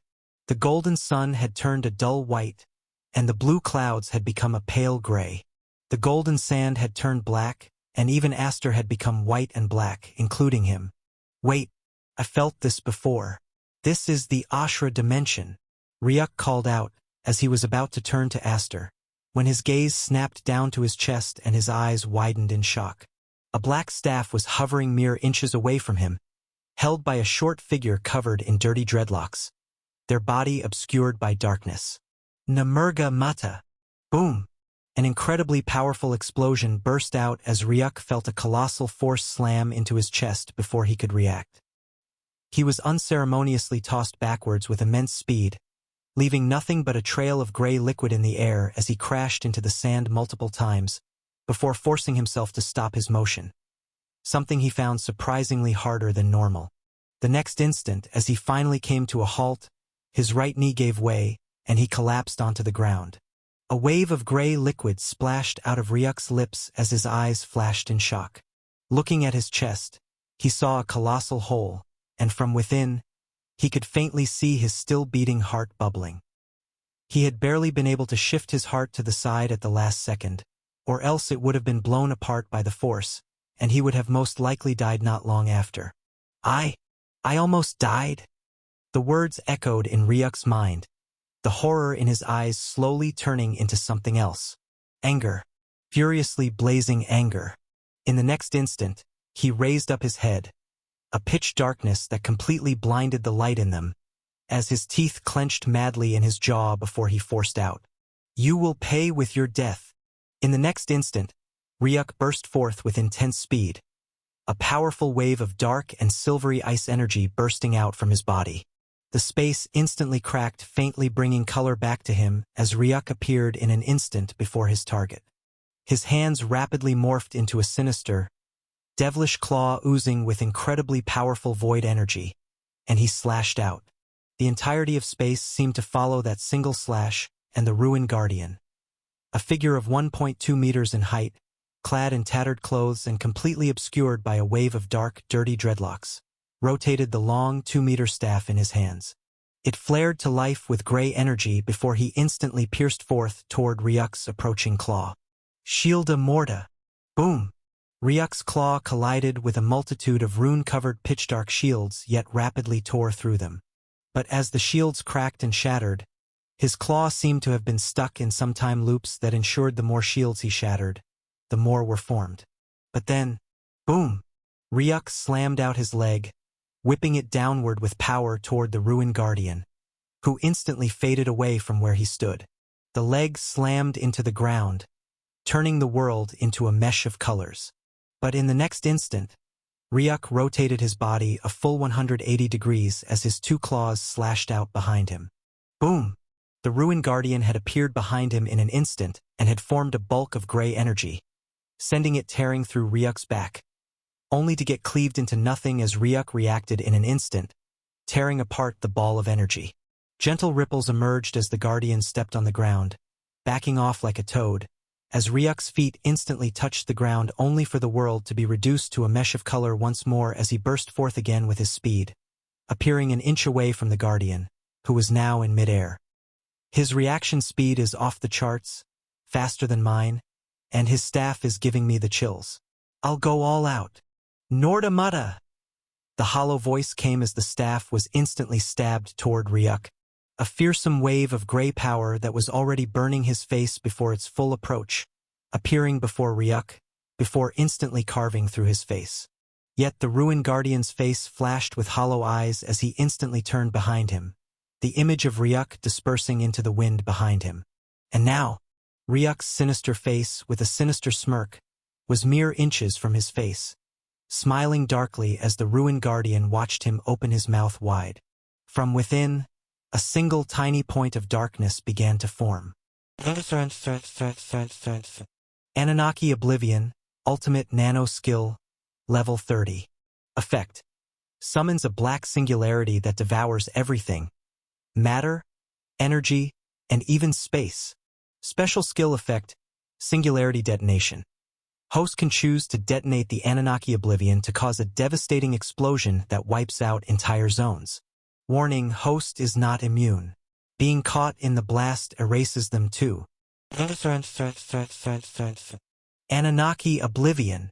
The gray-white color that once adorned the world for a single instant seemed to turn pitch black instead. The entire world seemed to have fallen into a void of darkness.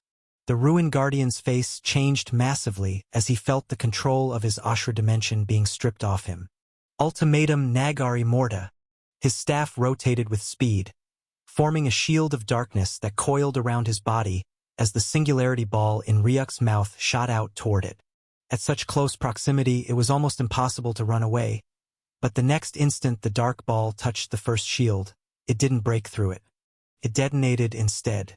Kaboom! A fiery detonation that sent Ryuk flying back with such speed. His body burst into flames. His face was burnt to pitch dark, leaving only shimmering nanobots. But his pitch-black eyes were lit in a sinister light as he watched the effect of the Anunnaki Oblivion. The skill that doesn't differentiate between him and his foes, and one of the most fearsome in his arsenal.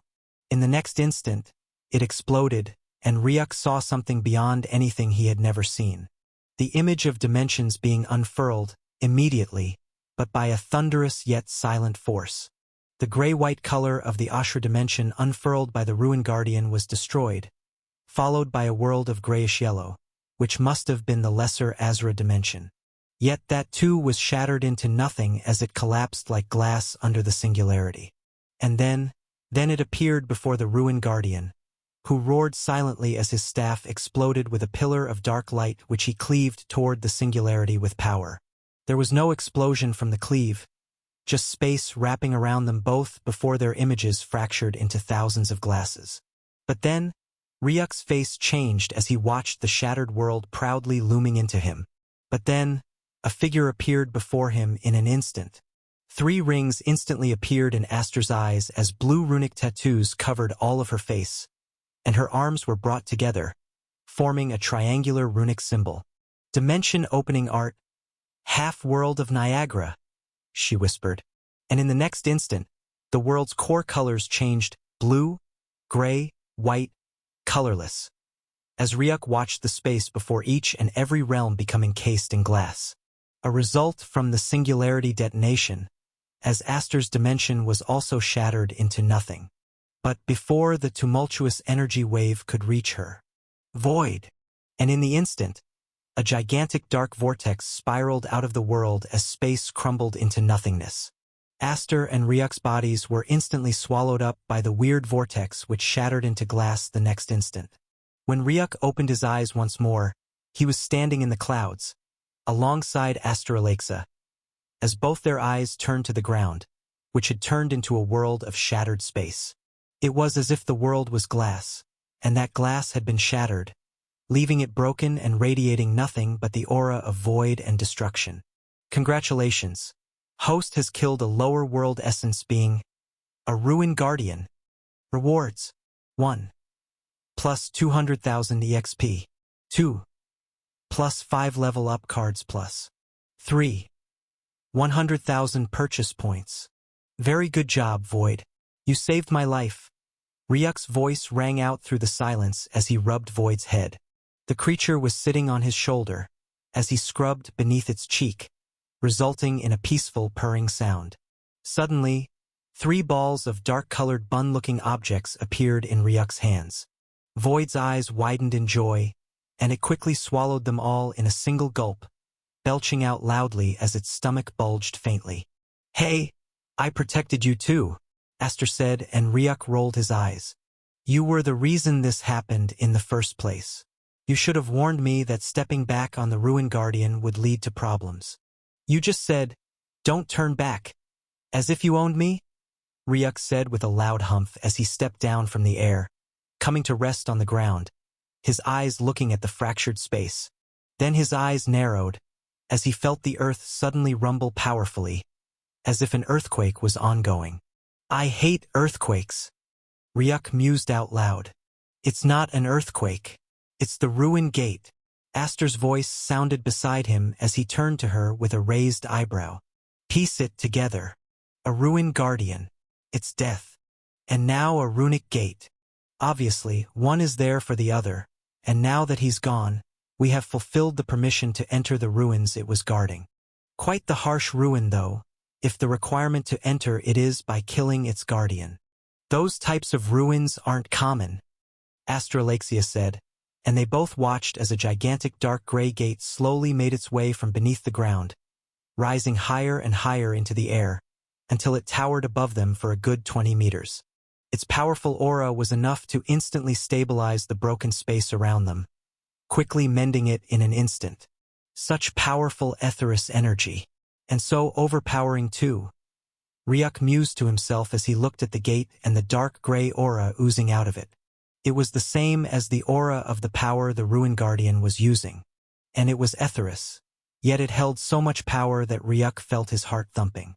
Etheric wasn't a strength type of energy. It was more of a calming, soulful energy. But this was something else. So what do you think? Quite the place to hide away, no? She said, and Ryuk's eyes flashed before he turned to her with furrowed eyebrows. This is most likely a portal to a trial world. Like the one I entered to find you, Ryuk said, and Aster nodded slowly before saying, And? How, Aster? How do you easily keep finding these gates? You found the previous one that contained etheric, and now you found this one too? These are undiscovered gates, or they would have been guarded by the Interdimensional Gate Embassy. So these are newly found runic gates. Not to mention that most interdimensional gates are in grade A, and very few in other grades. How are you easily picking gates up in places where their concentration is abysmally low? He asked her, and Aster grinned widely. I'll tell you on one condition, Aster said. What's that? Ryuk replied. You tell me what that technique of yours is. How did you get your hands on such a powerful manual? Aster asked, as Ryuk looked at her curious eyes that were dying to get that technique. And that was when the thought occurred in his head, and his eyes flashed. She probably wants to know it because she had tried to faintly fight back against the art to save me. But then, her dimension power, which she had been pretty confident of, had instantly been ripped apart by the technique's use. Something that must have caused quite the shock in her. That's a power that even she herself can't ignore. And now she wants to learn it and know it, most likely to sense its weakness or even learn it herself so she can counter it in the future. You're very sleek, Aster. Very sleek. You know what? Ryuk said as he shrugged his shoulder before he resumed stepping toward the runic gate. Forget it, he completed. Hey, why? She asked as she picked up after him, soon coming to arrive before his side. No particular reason, just like seeing that proudful face of yours getting refused. He teased as Aster scoffed quickly, wearing her normally immortal being expression. Forget it then. Not like I don't have another way to counter it anyway. Was faintly curious about it. And now I've lost interest, she said, as Ryuk grinned in his head. Seems like I was right. Is she preparing for an eventual fight with me in the future in case I become an enemy? Ryuk thought to himself before shrugging it off. Soon, both of them were just 1 meter from the gate, and Ryuk paused. So, any other heads up before we step in? He asked, as Aster shrugged her shoulders. I don't know much, except that ruins which only open if their guardians are killed are powerful ruins. The guardians exist to slaughter any weak being that comes close to the structure, so being able to defeat the guardian is like a requirement to enter it. That ruin guardian can be almost called an eternity stage expert. So the barest minimum to enter the ruin is to be at least of the eternity stage in cultivation. Meaning it might be harder than those lord-raked gates that are in those grades, she said mockingly, as Ryuk shook his head. Tell me, those stages of the interdimensional gates aren't called lord-ranked in the upper worlds? Yeah, they are called 7th floor lower grounds. You all here have a way of always slapping lord onto every little thing. Anyway, we can step into this ruin and be separated. So survive. Okay? If you don't come out 3 days after I exit, I would assume you're dead and just move on. Aster said before stepping forward and touching the gate, which let loose a color of dark gray energy before a shimmering portal veil opened up on its surface. Aster stepped in and soon disappeared. Ryuk paused, looking around him, before he looked at Void, who gave a confident meow, excitement in its eyes as it looked at the opened portal. He heaved in before he made his choice.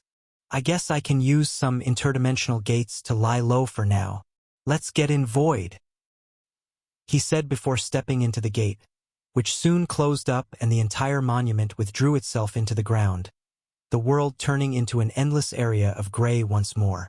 When Ryuk stepped through, he felt the world stand still, before he instantly regained his footing. His eyes flashed when he felt the world around him clear up, finding himself crouched on the ground.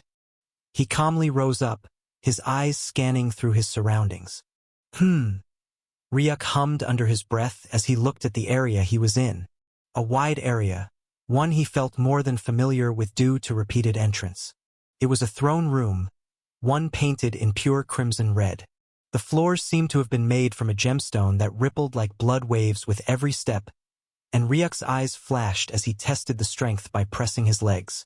Yet, not a single crack was made on the gem-like stone, shocking him speechless. This is the hardest ground I have seen in a long while now, he mused to himself as he took in the empty throne room, before he slowly turned his back, and that was when his eyes flashed and he stopped mid-motion. Just like a throne room should have, there was a throne at the end of it. A huge blood-red throne made in the same rippling power of the throne. But the figure seated on it was what shook Ryuk's heart the most. A mini-titan whose height, even while sitting, was a full 3 meters, taller than even Ryuk on his feet. Bare-chested, long crimson hair flowing down his back like a burning waterfall. A sculpted physique gleaming under the faint crimson light, each muscle seemingly tougher than even the ground Ryuk was standing on. Blood scars slashed across the raised muscles. Crimson gauntlets rested on each hand, etched with ancient runes that pulsed with unrestrained fury. And Ryuk watched as the man slowly stirred, and then those eyes stirred open. One of them was a full gray, no different compared to the light of a dying star, and the other was a crimson red, the color of blood that seemed to hold a world-sized amount of blood within it, bubbling with unrelenting, murderous intent that was barely being contained within. Warning! Warning! Host has come across a special warrior race expert at the Eternity stage. Slowly, the man's face rose up, revealing a strong, sharp, and brutal jawline. A warrior's jaw, clenched both in fury and pride. And Ryuk watched as his neutral expression slowly changed, his mouth curving into a wild, savage grin. Not one of joy, but of mocking interest and bloodlust. Finally, his thick voice rumbled through the entire throne room, knocking off the walls and bouncing together to create an echo in Ryuk's head. 300 years of waiting. And this is who you sent to end my misery, all fiend? A puny kid yet to even begin cultivation? He asked. But surprisingly, Ryuk didn't feel his mockery was directed at him, but sent at someone else instead. Perhaps the one named All-Fiend. But in Ryuk's head, he was already swiftly thinking of how to get him off the throne, as he looked around the throne room, trying to form a plan. This is an enclosed space. I still have enough mana in me to activate one more Anunnaki Oblivion and instant kill this, but there would be no place for me to hide or even teleport away. I can sense void vortexes being blocked, as if the entire space has been closed off. If even Aster's dimensional power can't stop the Anunnaki Oblivion, then I don't think I can survive with my life intact, and I don't have any defensive technique to stop it. In the end, I will be taken down with it. So now, I can only resort to using my various battle techniques with this. Welcome, Trial Taker, to the first trial ruin of the Mortigiera. The loud, coarse voice suddenly echoed through the space as Ryuk rose his head to the ceiling, but it seemed it was bouncing from everywhere. Your first mission is simple. Be the only one living in this space in the end, ridding all other living beings of it. Rewards beyond your imagination lie beyond the completion of this task. Space has been locked down, meaning you're trapped in this realm until the mission has been completed.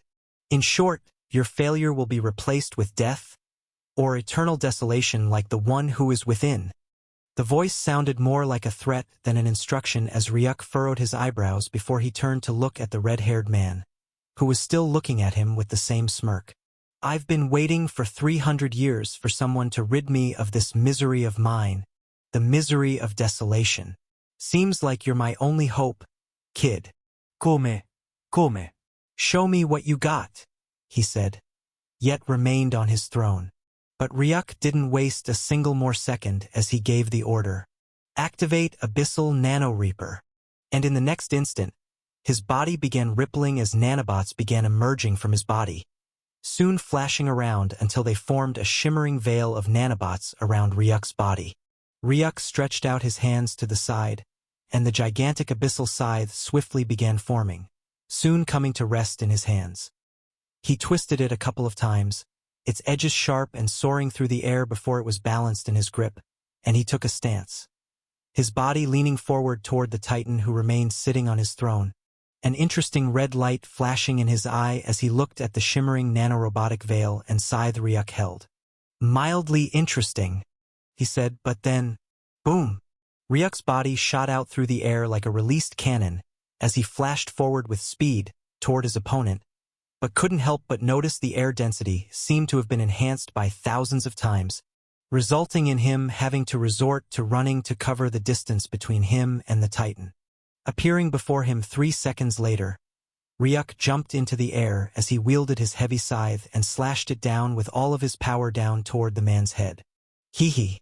A faint demonic laugh came from the man's lips as he raised his head to look at Ryuk's approaching scythe, doing nothing until the last second when Ryuk secretly uttered "fool" in his mind before the man's hand moved with a speed faster than lightning, and Ryuk felt the edge of his scythe land in the man's gauntlet-covered hand. The sound was that of metal crashing straight into metal as Ryuk's eyes bulged in the thickest when he watched the hand wrap around his steel scythe with so much power it was enough to hang him into the air along with his weapon. But that wasn't what was most shocking. The sound of the sharp crack resounded through the entire hall as Ryuk watched cracks begin snaking through the sharp edge of his scythe. And then, boom! An explosion of nanobots and dark energy erupted as the fractured scythe was instantaneously shattered apart, the man's hand crushing it fully. In the next instant, Ryuk smashed out his feet like thunder toward the side of the man's face. His hair whipped around his head from the force, yet before it could connect, the sound of metal crushing into metal resounded once more as Ryuk felt his leg grabbed by the man's grasp. And then, a groan of pain left his lips as he felt his leg being crushed to nothing under that incredible death grip. He quickly kicked the second leg toward the man's face, but then, it was also grabbed by the gauntlet hand just before it could reach. Hey. Ryuk's body hung still in the air, held under the man's grasp, as he watched the man slowly turn his eyes to meet his and laugh devilishly. You've never fought before, have you? He asked as Ryuk felt the iron grip increase by hundreds of times, watching as one leg was instantly crushed into nothing. He clenched his teeth as he forcefully detached his own legs and shot backward with speed, walking backward on his arms before he jumped into the air, 2 new pairs of legs bursting to form from his empty stumps before he landed on his feet. Looking toward the man, he watched as his gauntlets lit up with red light before.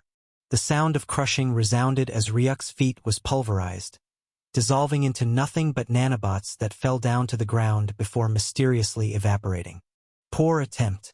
Try harder, the man said as Ryuk watched him fold one of his legs onto the other before his chin came to rest before his hands, looking at Ryuk with a faint excitement, as if waiting for what he had to show next. His grip strength is beyond anything. He literally crushed apart my Abyssal Reaper scythe with just a hard clench and even crushed my feet with his strength. It must have something to do with those red gauntlet of his, Ryuk thought in his head as his gaze furrowed and his eyes focused. I'll end it this time. Activate. Sovereign of Eternal Frost. In the next instant, a deep wave of coldness appeared in the room as the temperature began massively dropping until it turned absolutely cold and the world began turning to frost. But when the frost reached 5 meters from the throne, they mysteriously evaporated, refusing to advance further. The warrior's eyes remained on Ryuk's form, watching as it already began changing. From the veil of nanobotic covering to his skin opening up, until it became as translucent as glass, the entire world around Ryuk becoming a frost-clad domain. But that wasn't all. Activate Frozen Physique. The cold surrounding the room seemed to increase by a couple dozen as the temperature dropped harder, and then 2 more arms tore out from beneath Ryuk, making a total of 4 before blue tattoos began appearing over his hands and legs reaching up to his shoulders and knees, as his strength hummed up even more, and the warrior's eyes flashed.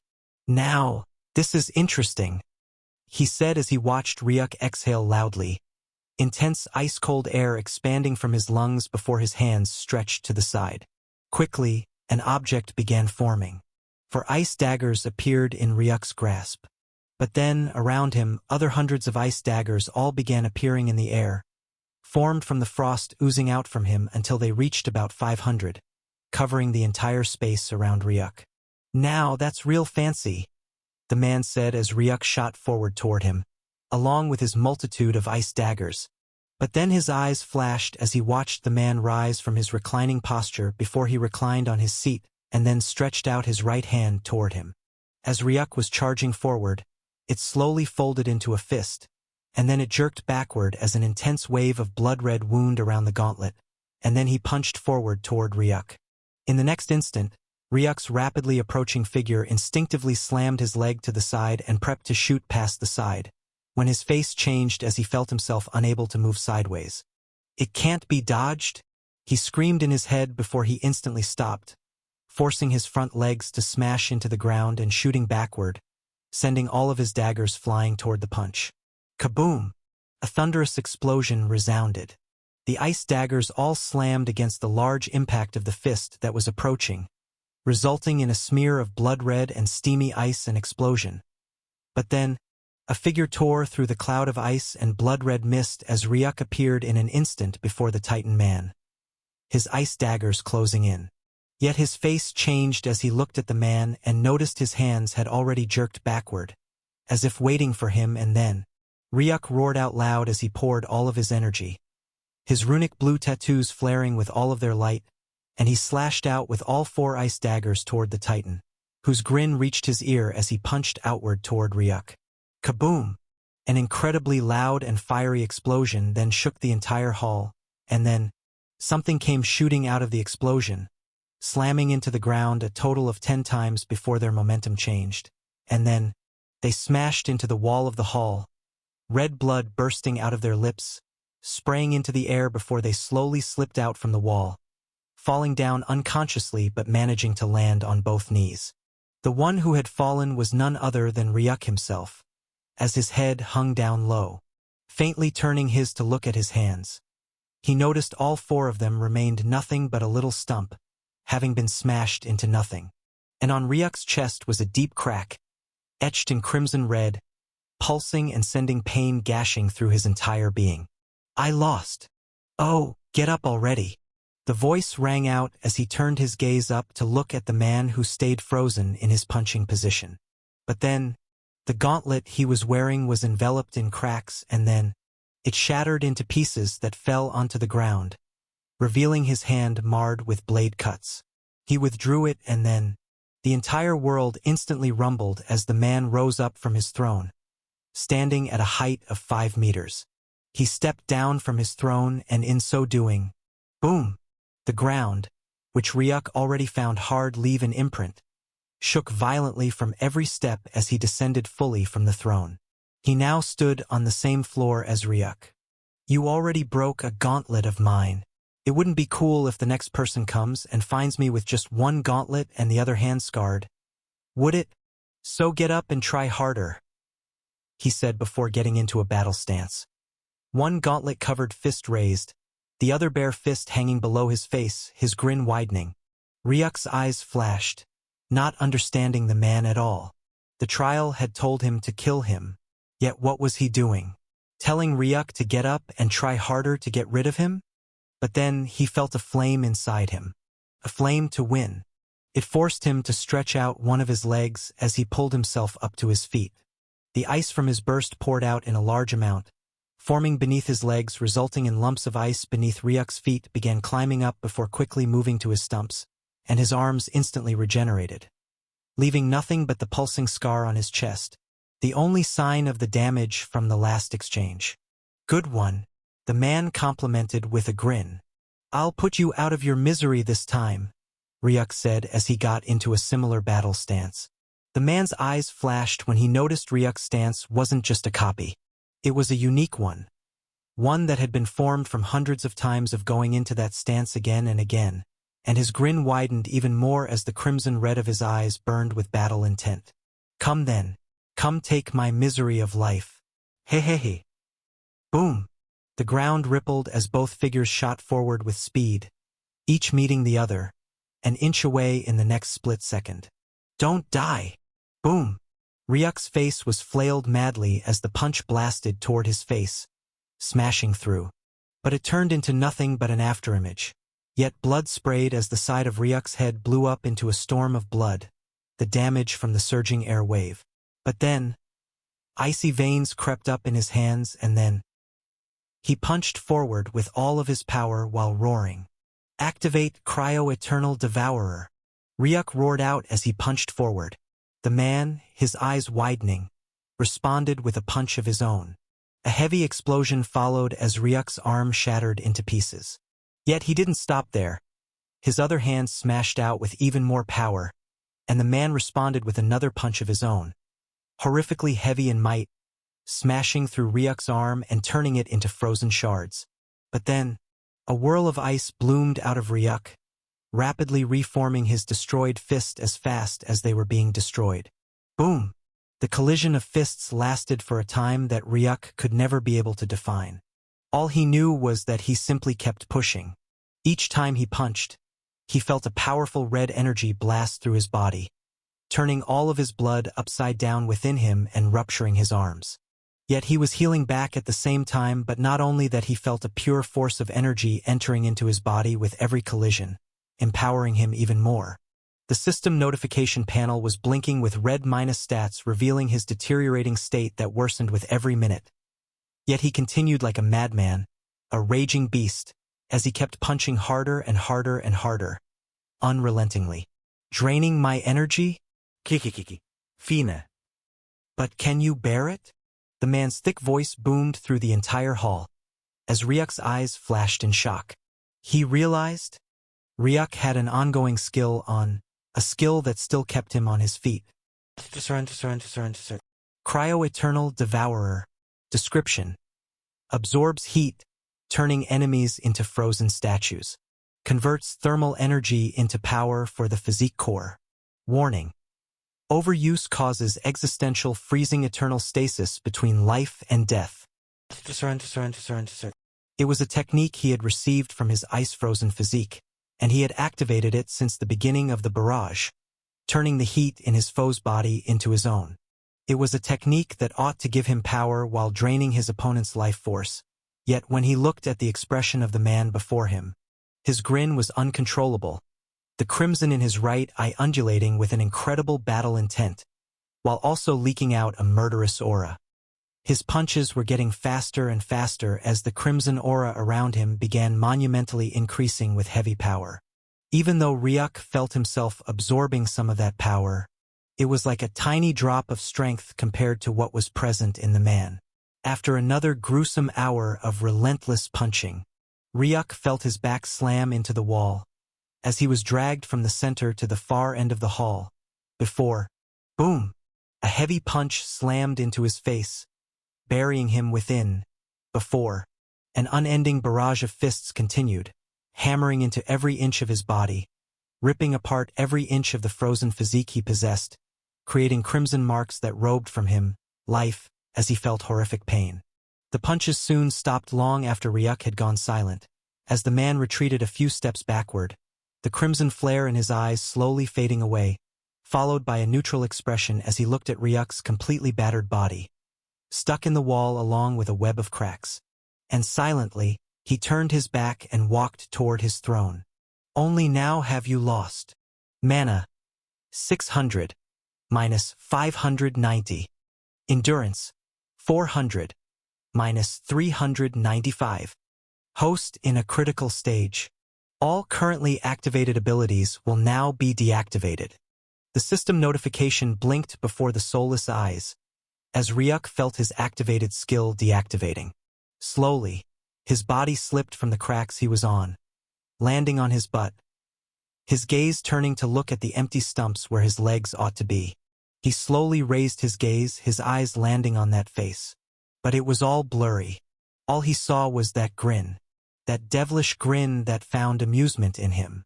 The grin that seemed to have found ultimate joy at his absolutely battered state. So this is the power of the eternity stage, huh?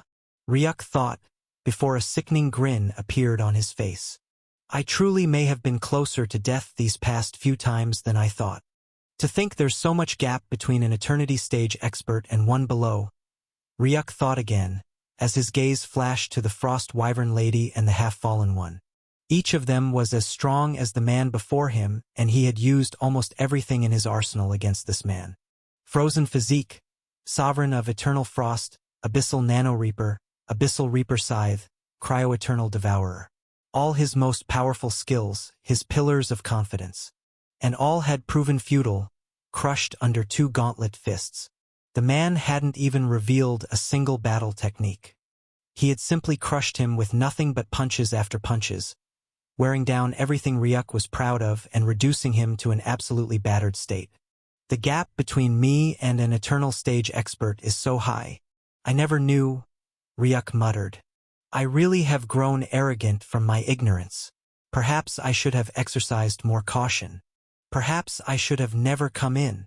The thoughts, filled with nothing but negativity and blame, began sinking into his mind as Ryuk watched the crimson lines that scarred his body begin covering every part of him, sucking out more life force. The world was starting to blur, and the last thing he could see was that grin. My life is slipping away. I can feel something within, my soul perhaps, getting colder, and all he has is a grin on him. Didn't know life could be so feeble. How interesting, was Ryuk's thought before he felt his consciousness fading. The embrace of death was getting closer now than ever. Yet at the last second, he saw a golden glimmer standing just at the edge of his fading awareness, and quickly, his eyes settled on it as he focused on the blur with the last vestige of his power. There he saw a figure that made his eyes flash in shock. The physical outline of a gentle, old-looking man, standing on his feet, a dark rusty jacket slung over his shoulder while both of his gloved hands rested on a walking staff. Uncle Bob? Ryuk forced out from the corner of his lips as he strained his eyes. Yet no matter what he did, he could never see that face. All he saw was him silently standing to the side, yet Ryuk could feel his gaze on him. Then he watched as one of his hands rose from the cane, waving toward him. Uncle Bob, he said once more as the negativity and blame faded from his world, and he felt a little bit of light, even as the image slowly faded away. I'll fight, Uncle Bob. I'll fight for you, he roared in his mind, tearing apart the last bit of doubt as his eyes snapped open. Space dilated from power as a powerful crimson-blue light burst through the golden space, Ryuk's eyes flashing open in anger. I'll fight. System. Yes, host. Use my reward from my previous quest. Rewards available. 1 rejuvenating card. Rejuvenating card. Type. Consumable. Rarity. Divine. Description. A miraculous restoration card infused with primal life essence. Effect. Upon activation, instantly heals all physical and internal injuries, cures all ailments, and resets all bodily stats to their original peak values. Does host wish to use Rejuvenation card? Yes. Congratulations. Rejuvenation card has been used. Immediately, the notification panel flashed. A groan left Ryuk's lips as he felt an incredible wave of pure energy being released into him. Crimson blood oozed from his lips, along with a sizzling gas as the energy that had depleted his life force was instantly expelled from his body. In an instant, Ryuk's nanobots began multiplying rapidly. Soon enough, they came together, forming new arms and legs. the runic tattoo of strength on Ryuk's arm appearing once more. The feeling of absolute strength returned to him, and in the next instant, boom! The wall where his back lay shattered into nothing as Ryuk shot to his feet, his body levitating in the air, a massive aura of energy bursting forth like an open dam. Confirmation. All injuries have been healed. All stats have been returned to original. Host has returned to full power. The system flashed before disappearing, as Ryuk settled back to the ground, his eyes locking onto the man sitting on the throne, who now had shock in his eyes. 1 second ago, the boy before him had been completely crushed, seemingly at death's door. Yet now he stood before him, fully healed of all his injuries. Could it be? Could it be today I finally get to be freed of this misery? The question flashed through the man's eyes, a hint of melancholy hiding in them, yet a taste of release accompanying it before an even wider grin appeared on his lips. Interesting. Really interesting. His voice boomed, louder than ever, as he rose to his feet, towering above Ryuk. Come, kid. Show me all you got, he said, as a powerful light flashed in his marred hands. From the space beside him, 2 gigantic weapons slipped out, and the last piece of the gauntlet in his hand finally crumbled, falling prey to the cracks, but they created a chance for his hands to tighten on the new weapons that settled tightly in his grasp.